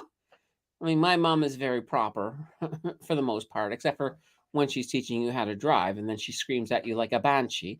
But well, what are you going to put the water into? You're going to drink it. Oh, Otherwise, you're going to put a headache. Yeah, I'll go with apple. Let's go with apple water. All right. So now, after the next couple of alcohols, we got water coming. Here you go. I'm going to take away your alcohol now. Oh, she's taking away my alcohol. Well, probably a good idea.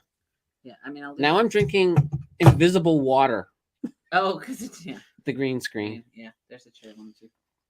There you go. Because otherwise you're gonna end up with that. No, I appreciate that. Because what happens is alcohol dehydrates you, and when it dehydrates you, the cerebral spinal fluid that floats in your cranium gets a little bit lower. Because there's less cerebral spinal fluid, your brain doesn't have as much cushioning, and it has more of a chance to make contact with the actual skull, causing headaches. Oh. Just thought I would put that out there. See, I thought it was just your whole body's dehydrated from the alcohol. Yeah, everything gets dehydrated, but the headaches come because of the cerebral spinal fluid. Oh. So, just putting that out there in case anybody wanted to know. And, and Tim was like, who knew? Well, I knew because I talked about it. Duh, Tim. Like, come on now. Come on, Tim. No worries. Life happens. I found you, and you can count on me at Tim Danter. Yeah, Tim is awesome. Tim is awesome.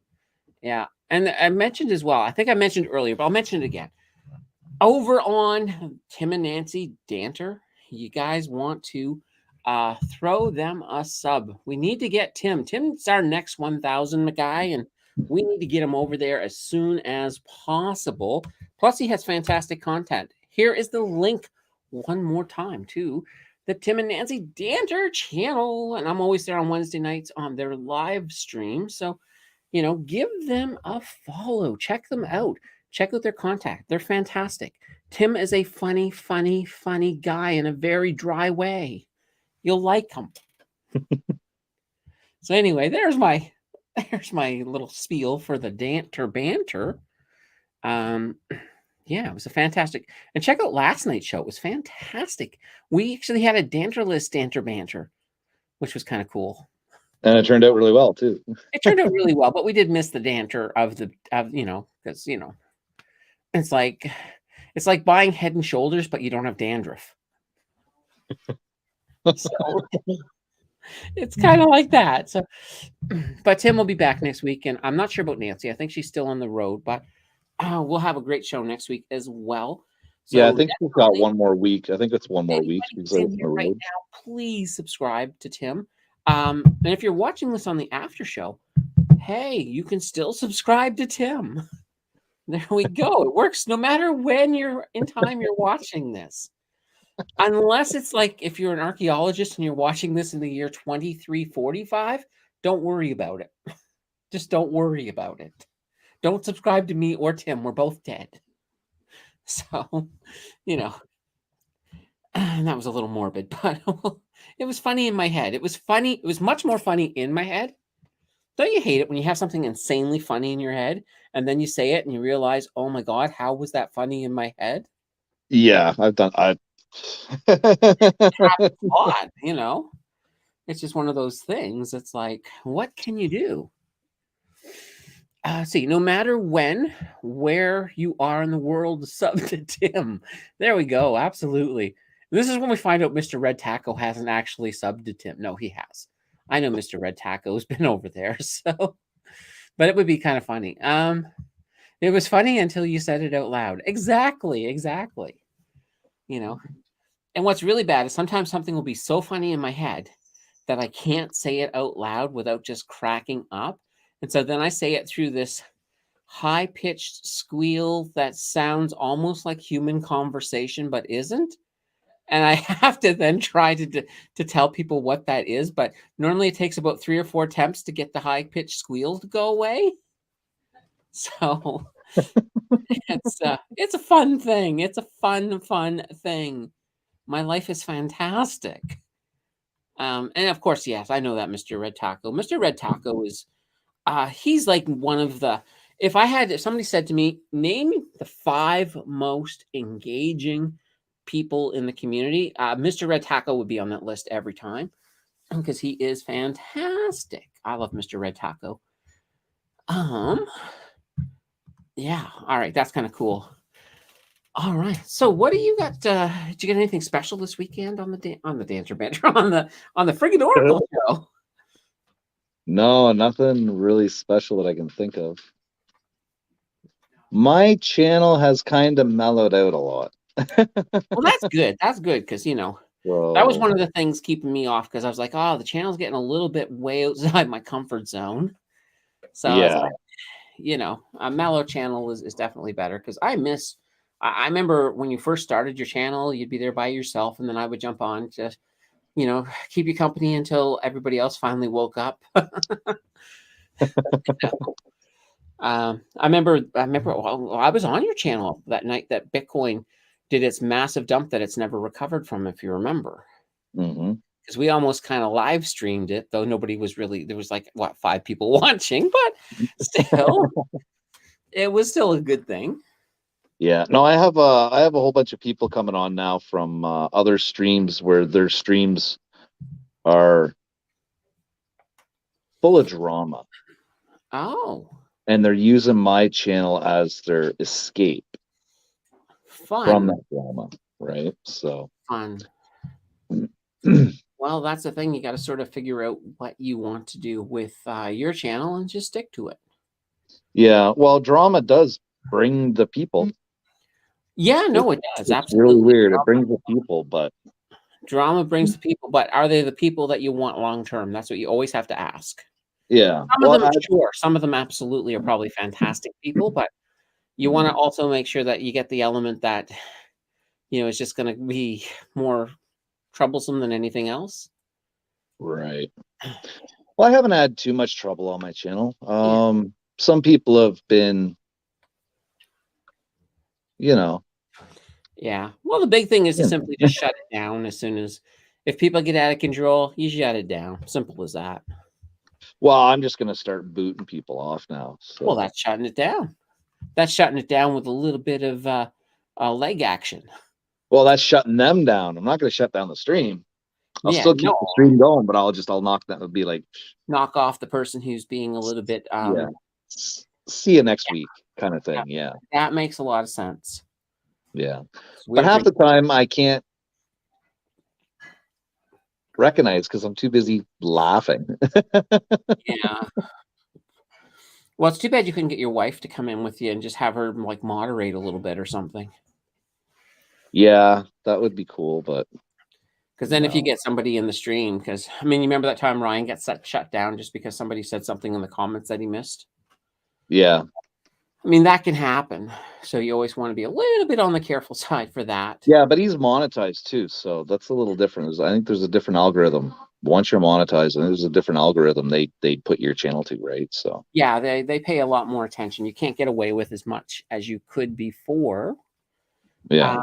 But I mean, I've always tried to treat it, say the type of stuff that you would say when you're monetized anyway. Instead Yeah, of but see, that's the thing though. See, you and Ryan, your channels are business, yeah. right?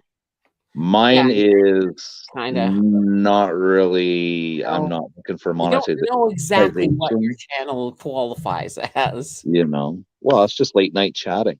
That's all it is. Kinda, yeah. It's more or less just, the after show of every after show. And Well, yeah. See, it used to be the after show of the banter, right? mm-hmm. And now it's gone beyond that. Yeah. Now it's just like I don't know, the bar. I Things you would know. hear at the bar.